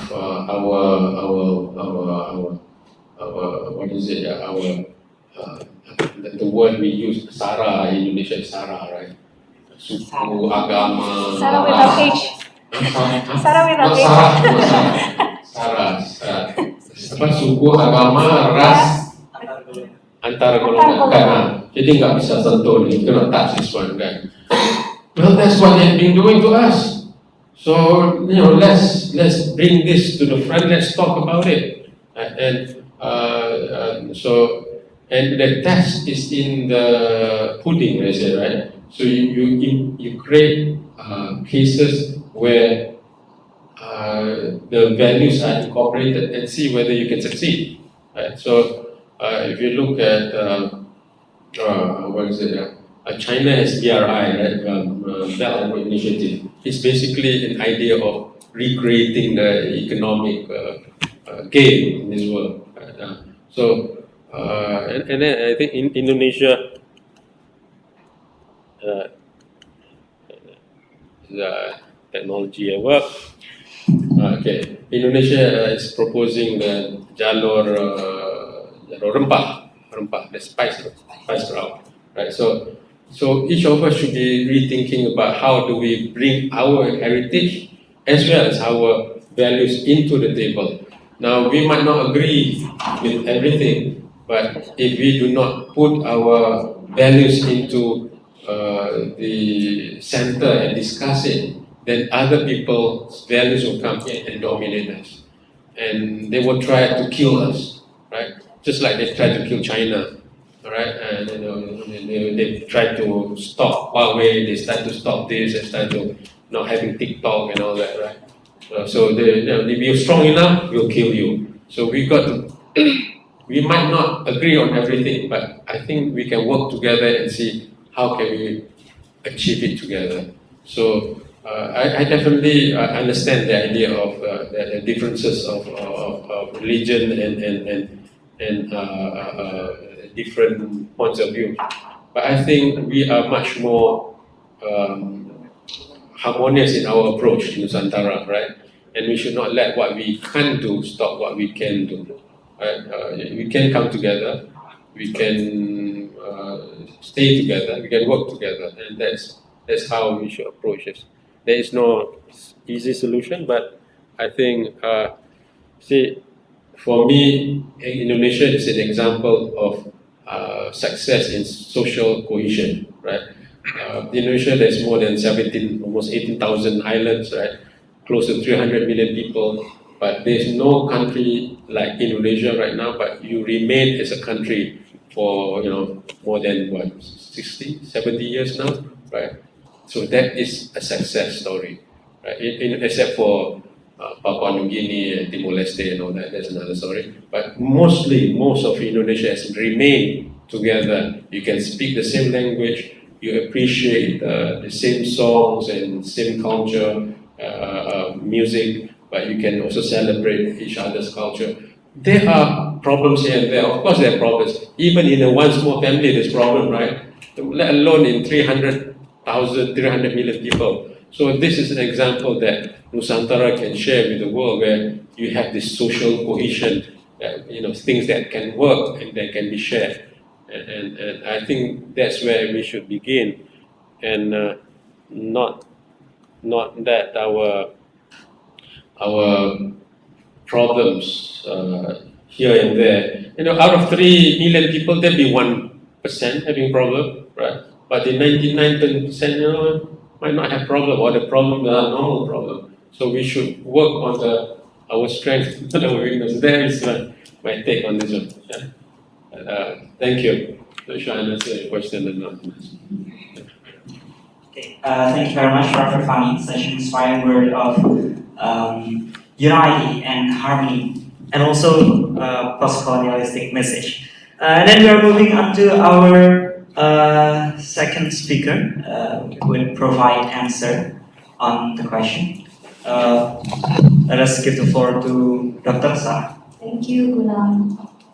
I don't know if I should answer this here. Do you need my answer?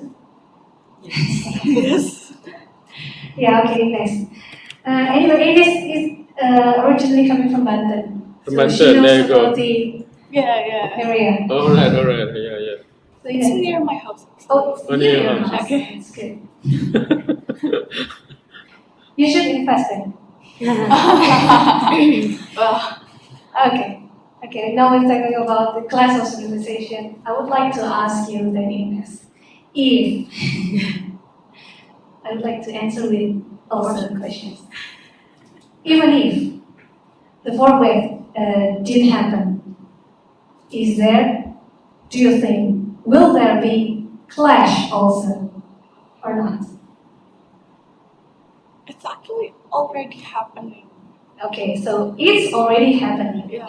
Whether the fourth wave is happening or not. Okay, so that's answering your question actually. And what has been explained by Professor Reevany, I agree with that. Regarding there's so many other religion itself, I already explained in the beginning of my presentation that the trend of post-secular in IR itself, it was happened because the secular approach like traditional realism, I know you like that, liberalism, institutional, and so on. The more and more limit they can explain to the conflict that is happened after the Cold War, even until now, because the problem, the approach, it's not only about the material things. The scholars and also the policymaker, they more and more realizing that the value that actually hindered the process of understanding the problems. The value of secularism, what I mean. It hindered the process of understanding the problems. So they try to like, for example, in her restorative narrative, to bring back the understanding of why don't we try the previous way to conduct, to govern, and so on. That's what I mean. And that's why the importance of contextualization. It has a reason why I choose the contextualization, because it's not homogenizations, but contextualizing. Of course, contextualizing means it has different contexts, different problems, different contexts, different approach. What I mean by approach is strategy, like what Imam said. Hopefully, we'll answer your question. Of course, we can have more discussion after. Thank you. Thank you. Okay, thank you very much. Ladies and gentlemen, we have answered 3 questions. Do we still have more on the floor? Can I take 5 minutes? Oh yeah, please do. Okay, thank you. Finally, this I don't. Yeah. So, thank you for this is time for me. Actually, when Dr. Reevany started with his lecture about the fourth wave, I told myself this is a controversial question. I got a question. Yeah. Actually, I talk about sociological perspective. Sorry, what's your name? My name is Muhtadi. Sorry. My name is Muhtadi. I'm PhD student under Dr. Mohammad Reevany, supervisor. Maybe a bit about your research, one line. Not the whole entire, what your research is about, so that we also know. My research about the I can say that is religion of paternalism. So I study about the Shia in Iraq. So the figure Shia in Iraq is practice paternalism over society. So we talk about that in my thesis. So we talk about Auguste Comte. Auguste Comte is the founder of sociology. He's France. And his theory, he took the human history passed in 3 stages. The first one is theological stages. Everything. I mean, society thinking everything linked with the theology, linked with the God, and explain everything with this way. The second stage for human being is metaphysics stage. So this is philosophy.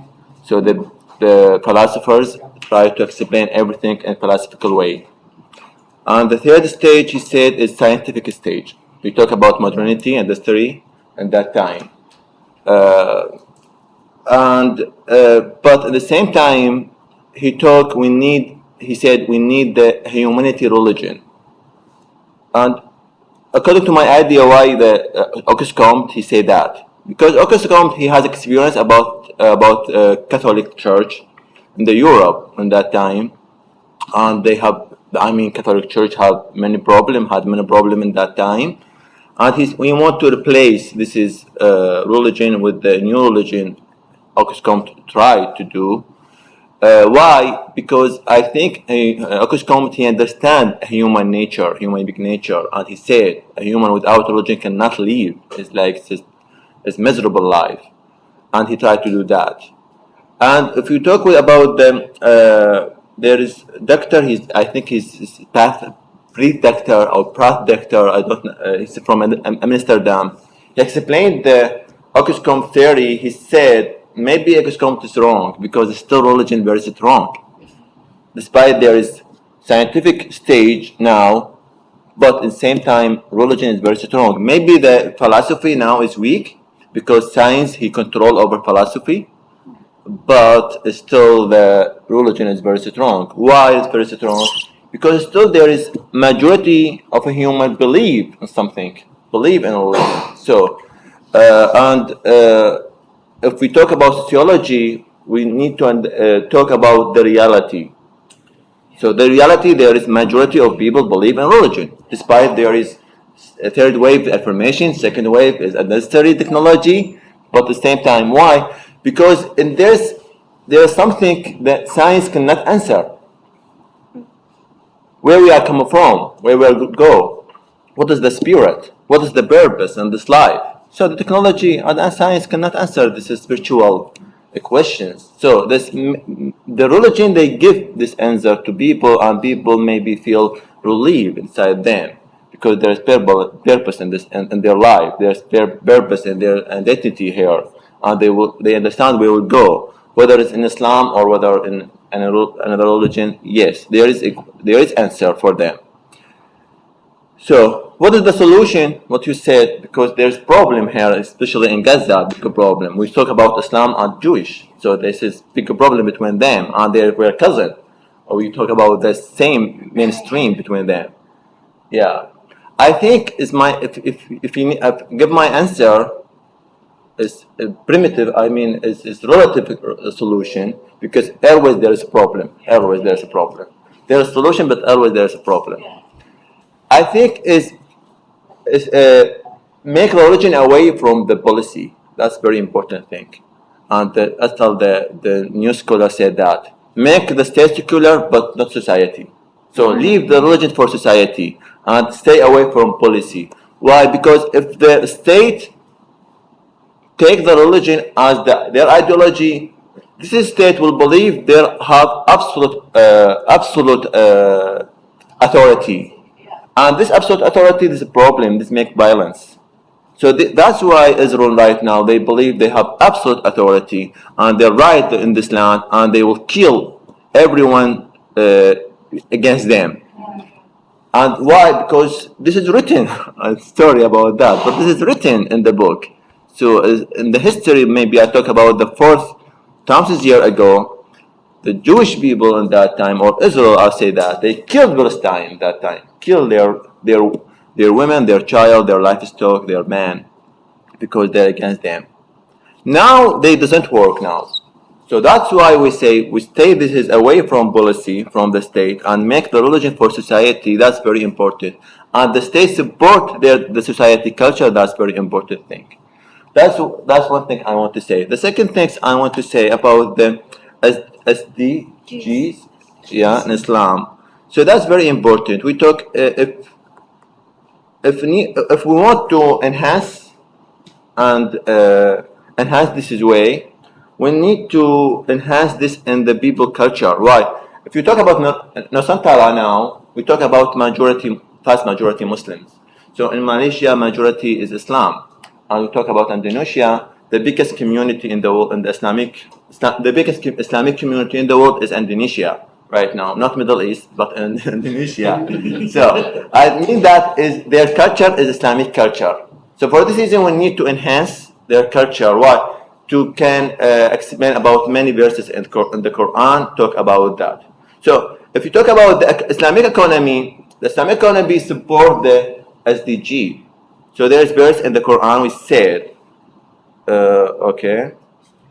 we said in Surah Al-Hashr, we said, and what Allah restored to His messenger from the people of the towns, it is for Allah and for the messengers and for it is near relatives and orphans and needy and the standard traveler. So we talk about this, I said, so that it will not be perpetual distribution among the rich from among you, and whatever the messenger has given you, take, and what he has forbidden you, refrain from.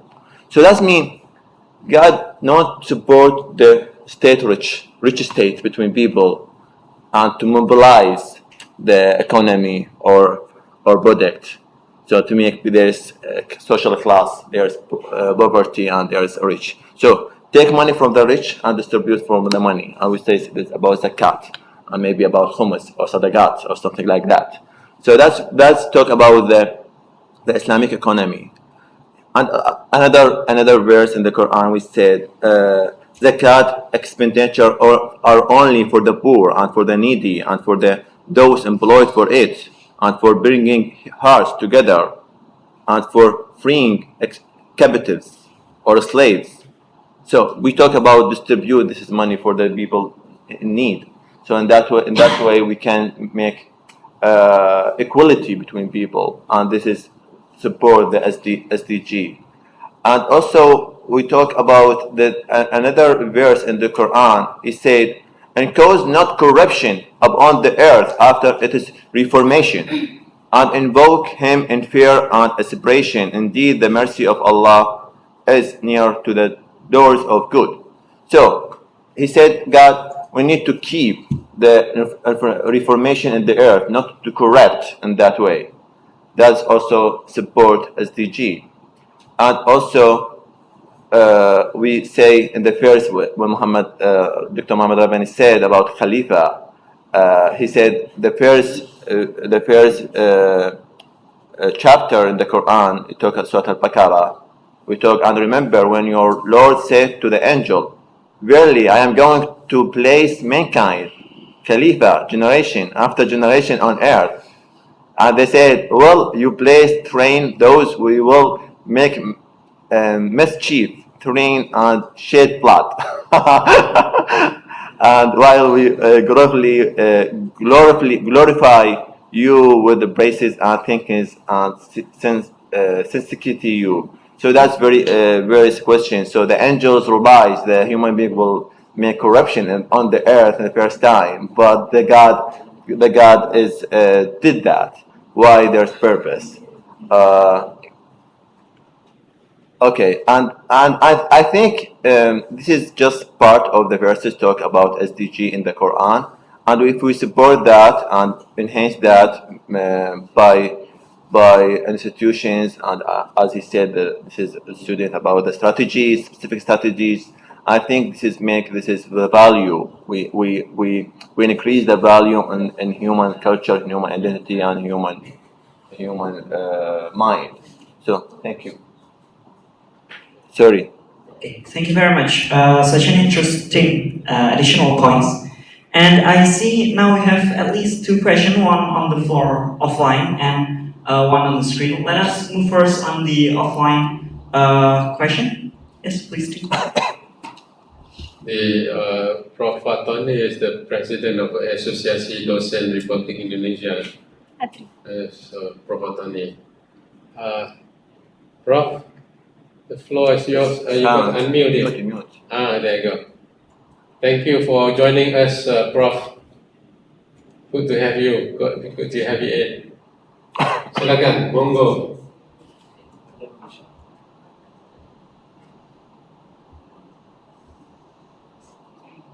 Prof, silakan. The floor is yours. The mic is yours.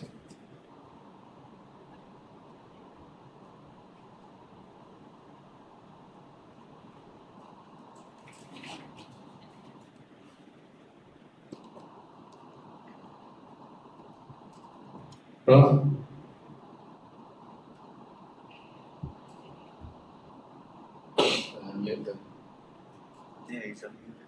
Yeah.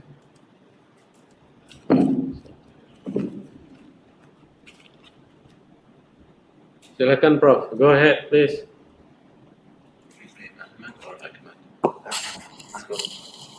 Prof. Fatoni, it's your you can go ahead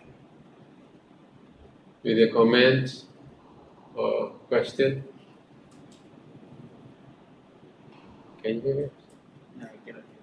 I think it's from there. Yeah? From Ahmad. Prof. Fatoni, Ahmad Fatoni.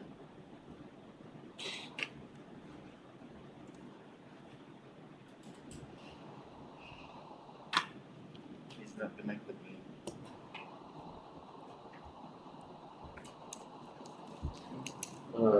Maybe we go to the question.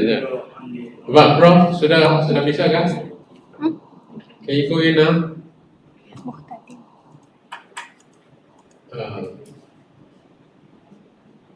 Okay, maybe there's some technical issue. We go to the floor first, I think. Okay, we're going on to the offline question first, and then the online question. We'll resume whenever possible. First of all, I would like to say thank you very much for both speakers that give us some very good enlightenment about this forum, and I want to say something about. My name is Faisal Hakim. And I'm from Sociology. Okay. So I have answer about Mr.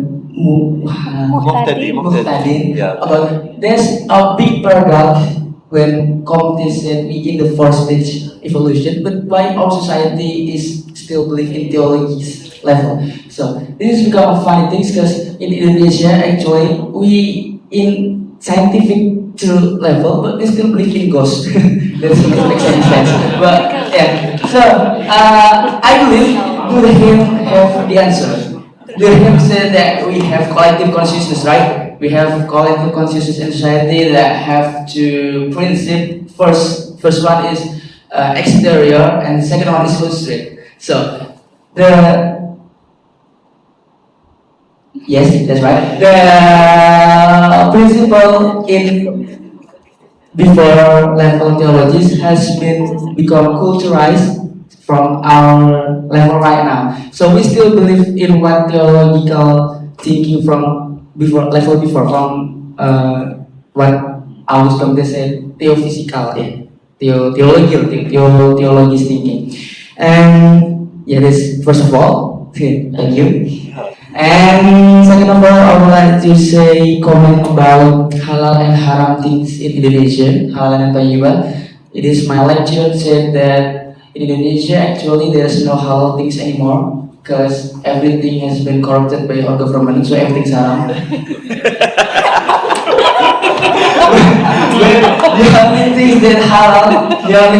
halal in Indonesia is the rain. So if the rain, that's the only thing that halal. So that is one thing. So the question is, I believe I grow in both Muhammadiyah and Ilmu society. So I believe there's many different between these two phases of religion and two phases of Islam. And I would like to say that these two communities of Islam, there's many conflict. So, okay, so Onin lagi. okay. So, if in nation level, as in Indonesia have some problem and conflict in micro level, I think there will also have conflict in state level. As like Rafda Hendrov said, that conflict is more like functional things for our society. So my question is, what is our first step to gather and unite all Muslim for these SDGs? And can we not be on the face of Islam, but in the face of humanity? That's right. All right.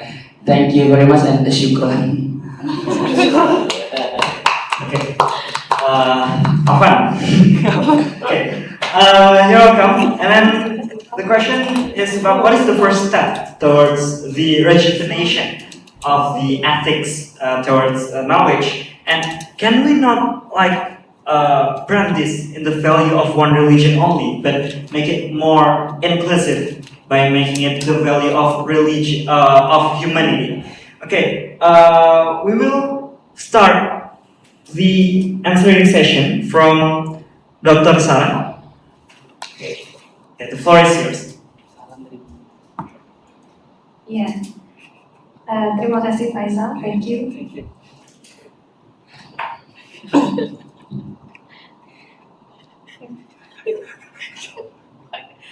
Sorry Faisal. Yes, sir. I cannot stop my laugh when I see you.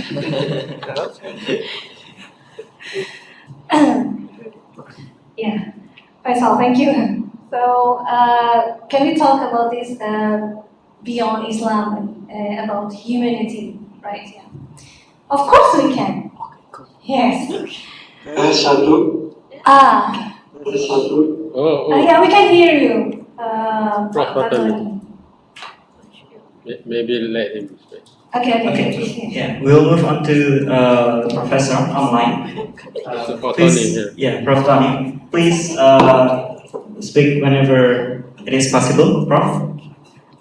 We are eagerly waiting for you.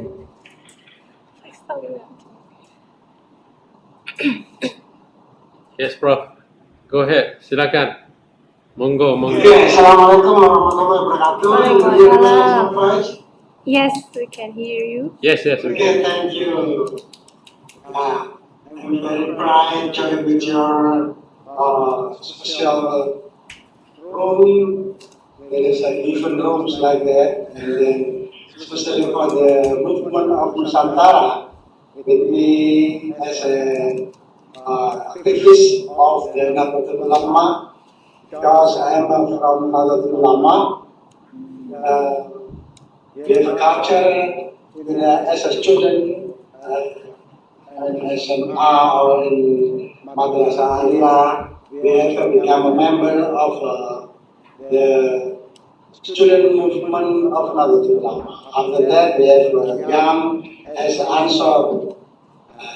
Ansar is a youth movement Ansar, and I am become the president of Ansar the last time. Then I just in the center of Nahdlatul Ulama or PPNO in for the higher education, and I'm very important speaking because from the others country, as a friend, as a brother, we can join again to one movement in Nusantara.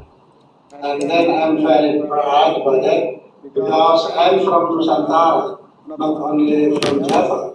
Because my grandfather come from the Aceh, this is here with the Malaysia, and then a lot of my friends, my family come from Malaysia to Java. So it is in Nusantara. And then about the implementation, I know about 10 strategy. The strategy, I try to make a talk to our proposal. And one day, I think we can make a proposal with the strategy with ChatGPT. And then I think it's for us, for our strategy, not only the 10, but we approach, we have to approach in management. I'm a professor in management. We have approach after approach is strategy after strategy. Strategy is a method and the method is a SOP. And so with the 10 strategies, I suggest about 3 approach. The first approach is G2G approach. G2G approach is formal, the classic. So we have ASEAN. We have ASEAN and then we have the special community of Malay, community Nusantara, and Bahasa, we have a Bahasa. As you know, Bahasa Indonesia is the classic value class observers from traditional language and observer for the foreign language. It is Bahasa Indonesia.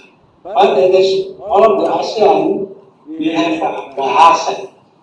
So the strategy is every attached education, attached culture in every ambassador. I think we have to approach with the attention of it in ASEAN, especially for the Nusantara country. And then after that, we have to become role of them as a diplomatic, cultural diplomatic, or the cultural model. That is, we have to not only standard Nusantara is the halal in Malaysia, but also the performance. We have to make performance of Nusantara. Because with the few minutes, we can look the person who is the Nusantara's people. So I think it is important. And then there is the important one. There is the first approach with the formal, with ASEAN, and our ambassador, our Atasa, etc. And then the second is the NGO, NGO. Right now, we discuss about NGO to NGO. Other NGOs in the country, in the government, NGO look like about the Nahdlatul Ulama, Muhammadiyah. It is a very, very significant influence of the regulation of country.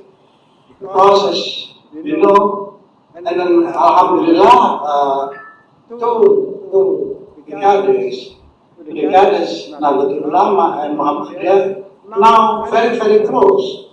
And in one family, it's not all from Muhammadiyah become Muhammadiyah, or one family all become Nahdlatul Ulama members. No. But now, one family, some become Nahdlatul Ulama, and some become Muhammadiyah. But very, very tolerant for them.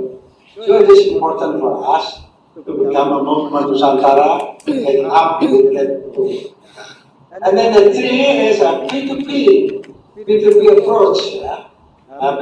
P2P approach, it is important, like you, I, Professor Reevany, and me, it is like a brother, close brother. When I come to Surabaya, come to my campus, I give the meeting for the etc.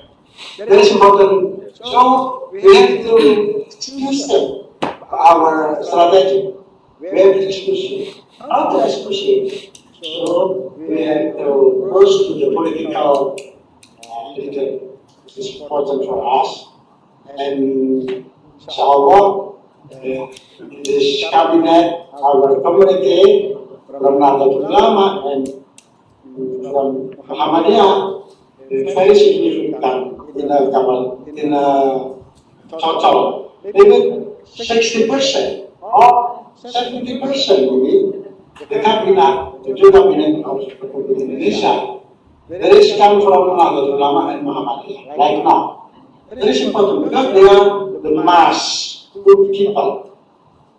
And then the last, I think we can meet with Nusantara movement ini with the ASEAN.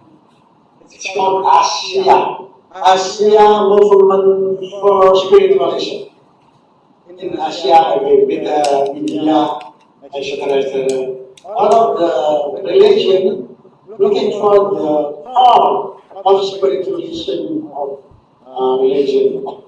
Buddha, Hindu, they looking for to make a reformula about the spiritualism of the religion.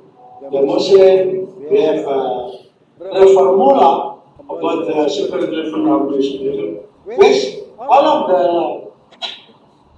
spiritualism similar with all the religion. So with that, I think with the new movement of Nusantara based on spiritualism, not only with the Muslim but also with non-Muslim, I think it is very, very important. Because I told you that if we pray, every prayer, in Salat Subuh,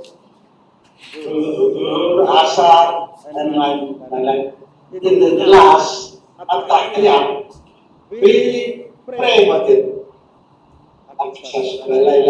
Allahumma salli ala Sayyidina Muhammad wa ala ali Sayyidina Muhammad.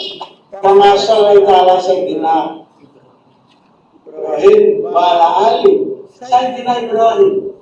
We pray, but in order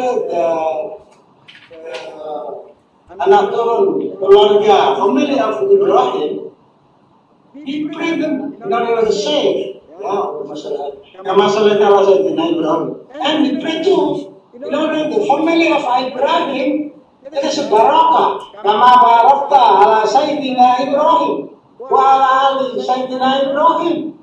Every day, these 17 times, we pray for the family of Ibrahim to save and the family of Ibrahim to barakah. Who is the family of Ibrahim? We know Ibrahim has two wives. The first wife is the Zahra, the second wife is the Hajar. The first wife is the Zahra, family with the Christianity, with the Judaism, and etc. etc. And Siti Hajar, Ismail, etc. until Nabi Muhammad. So we do not, sometimes we are not remember that all of our friends, our family, although he is Christian, he is not young, etc. We are one family of Nabi Ibrahim, which we pray for 17 times every day. So I think we have to tolerance based on Nusantara movement too. So I hope we are it's not only for Islam in Indonesia, but also we are just friends with the family of the Nabi. Thank you. See you. Assalamualaikum warahmatullahi wabarakatuh. Waalaikumsalam warahmatullahi wabarakatuh. Thank you very much, Professor. And now we will have the response and answer from both of our speakers. The first one will be delivered by Dr. Sarah. The floor is yours. I wonder if I should respond to Professor Fatoni. Yeah. Should I respond first to Faisal? But anyway, thank you, Fatoni, Ahmad Fatoni. Hopefully we can meet. Hopefully we can meet in Surabaya. Yeah, please. Yeah. It was very insightful to hear that you have already made a kind of term of reference to make realization of the movement of the Nusantara. If there's anything that I can or we can contribute, please do so and contact me especially. And that's all I can respond to Professor Fatani. While for Faisal, I'm sorry. Okay, Faisal. I should continue to respond to your questions, right? Yeah. Faisal, of course we can do that. Actually, what I said here, it's also inspired when I was living in Taiwan. So in Taiwan, there's a big NGO called Zuzi, Buddhist NGO. So it's Buddhist NGO. Their program is extremely, I can call it extremely, very impactful towards SDG, especially for the low waste and recycling and so on. They're not only stuck on that, but they do it inclusively. So not only towards Buddhist society, no, it's for all human beings. What I said also in this presentation previously, in the slides, the circular things, what I can find also in both NU and Muhammadiyah, the problem is not only for Muslims actually, but also for all people, despite their ethnicity, their religiosity, even when I talk to the Indonesian people from PCNU in Taiwan, they also include those who are not Muslims, and also, as I know from the program of Lazismu, also they also implemented the program for non-Muslims. So even not only in Indonesia, but they send it towards Palestina, Rohingya people, and many others. The data. So by saying that, it's not only about. I'm not only. This time we're talking about Islamic sustainable development. However, the SDGs itself, it's not only can be implemented by the perspective of Islamic sustainable development, but also it has been done actually by another religion. So it's not only Islam.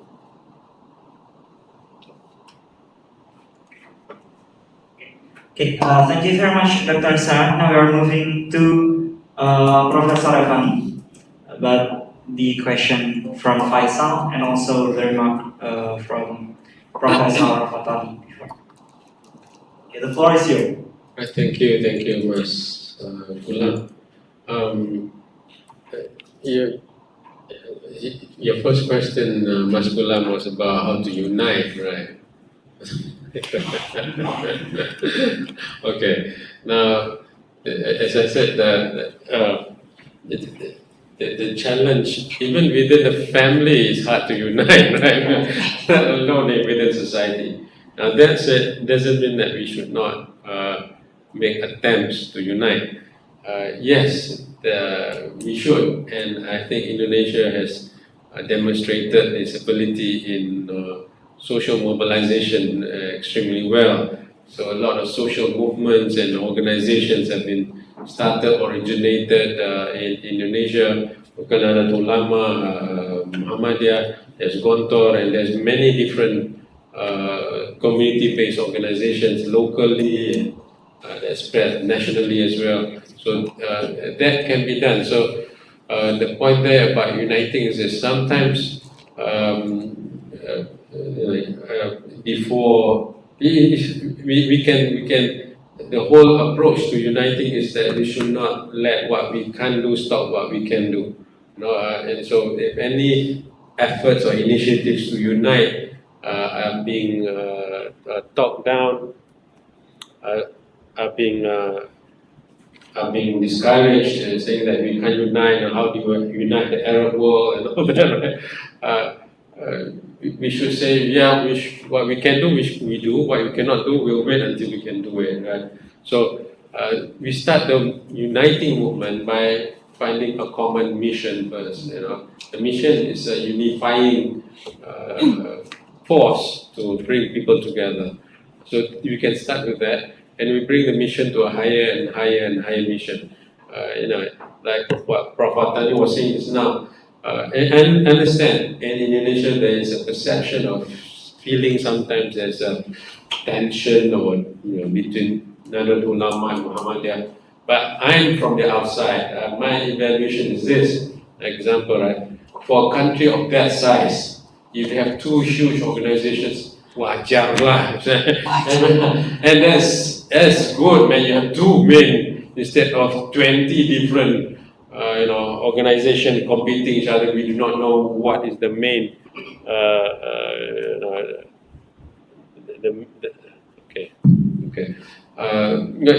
two, that's good, right? And to me the points of differences are indication of diversity of approaches and views. If two persons always agree, then one person is unnecessary. If two persons always agree, then one person is unnecessary, right? So we want people to have different points of view, different approaches, and that is actually a good thing. That's not necessarily a bad thing, as long as we do not take out guns and machetes and kill each other, right? But to have different views, that's good, that's wonderful, right? Even Sayyidina Abu Bakar and Sayyidina Umar have different views of how to treat the prisoners of war, right? One said, cut off the head. The other said, no, we take them to educate our children and all that, right? In fact, Allah was agreeing to the Umar's point of view to cut their head. I'm exaggerating, but basically it's like that. But you have different views, that's good. And for me, a person from outside, I think there's more connections,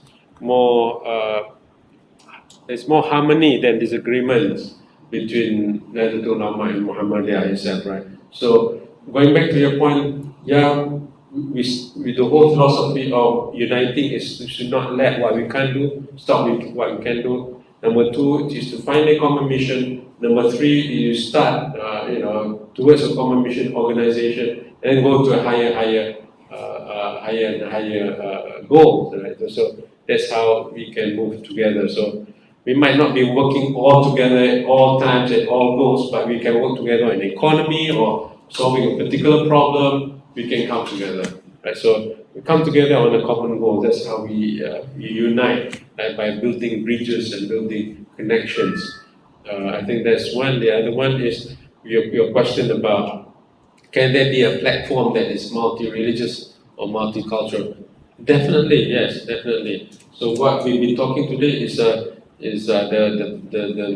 principles coming from Islam. So can there be a platform or an approach or a multi-religious approach? Yes, there can also be that. It is important to understand what if you're coming from one community, to understand that community values, and then together work together with other people's values. I think there is no hindrance of that. And the example of Madinah Constitution or Madinah Agreement is an example of that, right? Madinah, yeah. From Prof. Tani, thank you very much, Prof. Tani, for your insightful suggestions. Your three suggestions about ASEAN, about the NGOs and the P2P, people to people, person to person, people to people connection. I think That's something. Prof. Patani, you're leading a. Okay. Prof. Patani is, the president of the Indonesian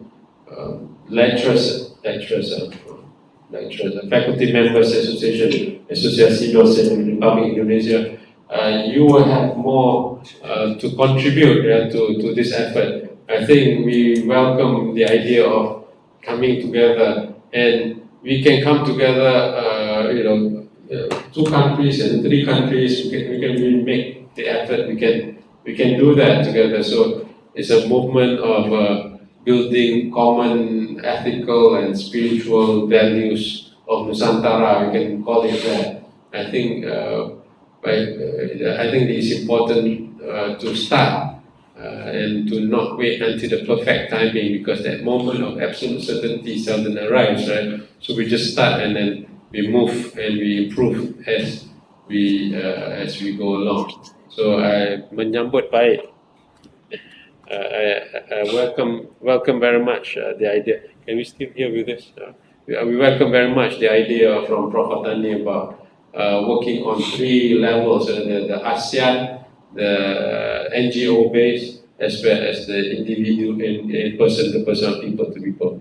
So I welcome, just like Dr. Sarah said just now, we are here, and I'm here too in Malaysia to work, and if needed, I'll be happy to go to Surabaya again. and eat at the local food that I've never eaten before, right? So, but I got to eat some medication before I eat those things again. Thank you, bro. Okay, thank you very much both for Dr. Sarah and Professor Reevany. Ladies and gentlemen, if we have no more questions on the floor, we'll move on to the closing statements from both of our speakers. Let us again start from Dr. Sarah regarding maybe 1 or 2 sentences to conclude our discussion today, or what is the takeaway for us to bring home, for us to make change, where do we start, and so on. Please have the floor. Okay, thank you. Thank you, Pulau. So if I could say 1 or 2 sentences for us, so what should we do after this? All of us actually has our own values in our life, whether it's religious-based values or we can say morality that we believe on it.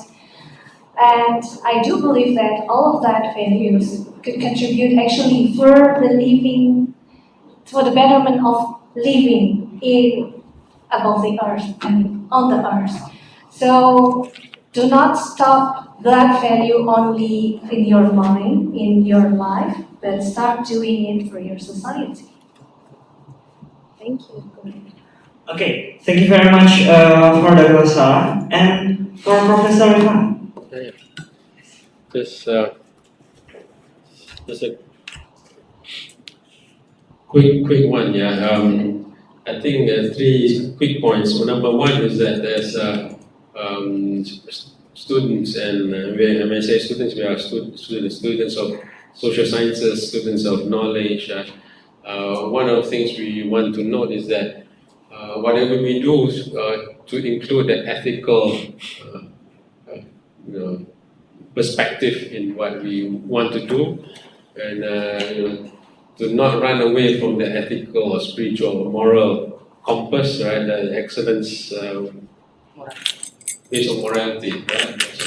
So make that a compass, right? That is a commitment compass. Right? If it's not having the right intention, let's not do it. Right? Betulkan niat dulu. Make the niat first. I think that should be important takeaway from this. The 4th wave is about, and then the spiritual wave. So we do not go into the spiritual dimension of what we are doing. We are losing out, and and our religion have been teaching us to do that. The second thing is that I'm very impressed and happy with the participation from you all, especially students from UNER. You have contributed so much to the discourse. I'm happy to hear this. And you know, you can give yourself a big clap. Yeah, that's it. Yes, yeah. And finally, in order for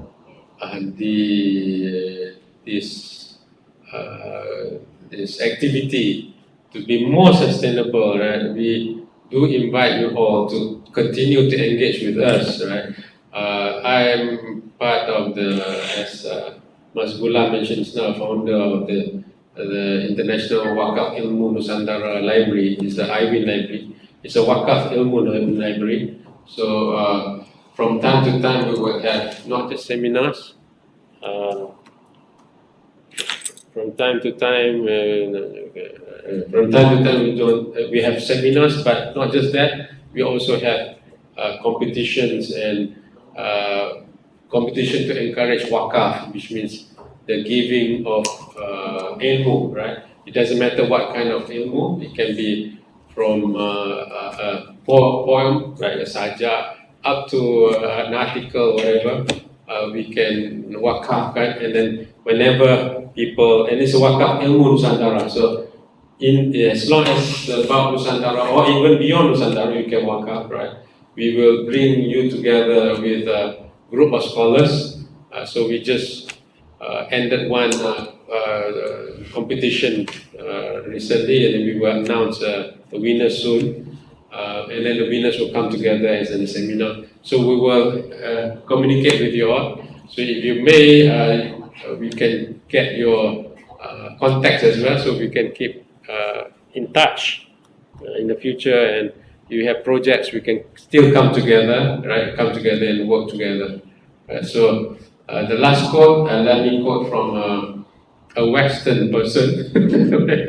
So this is Henry Ford, the one that who is the father of the Ford motto. He said, "Coming together is the beginning. Staying together is progress. Working together is success." So we have come together. Yeah, we have stayed together for a couple of days now. So we should continue to work together. Then we have success. Right? So thank you very much. Thank you very much, ladies and gentlemen. And the last remark is also a sign that we have completed our agenda for today. Thank you very much for those of you who stayed, and we do sincerely hope that this event will bring betterness, not only to us, but also to the world and the future. Ladies and gentlemen, before we part ways, let us all immortalize this event by taking pictures, and then also have keepsakes exchange from ESM to NET. Ladies and gentlemen, let us all pose for the picture. Shall we have we have some little tokens of appreciation? Then can we invite Dr. Sarah, and then you yourself as a moderator too, and then each of the student participants, we can pass the certificate. Okay? Yes. Professor Reevany, I do apologize. Actually, we also have the token of appreciation from UNER to CPR. Okay. Unfortunately, we forgot to bring it today. Don't worry about it. So probably later we'll give it to you. Okay, sure, don't worry about it, yeah. But, yeah. Okay, we invite Professor Reevany and Dr. Anabarja for the token of appreciation agenda. The size is not here. Okay, and then for a person in charge about the documentation and camera person, please take your position. Okay, where do we do this? Here. Yeah, let's do it. There, here. Mana? I think Foto this di here is mana? okay, bro. Here is okay. Yes, okay. Salsa di mana berdiri? And salsa should be. Oh. Terima kasih. Thank you.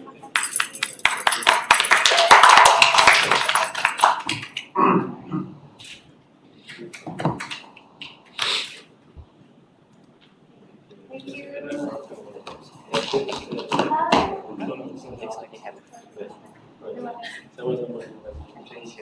And for you, Gulam, yeah, you might. Yeah, so this little special appreciation for certificate for Mas Gulam.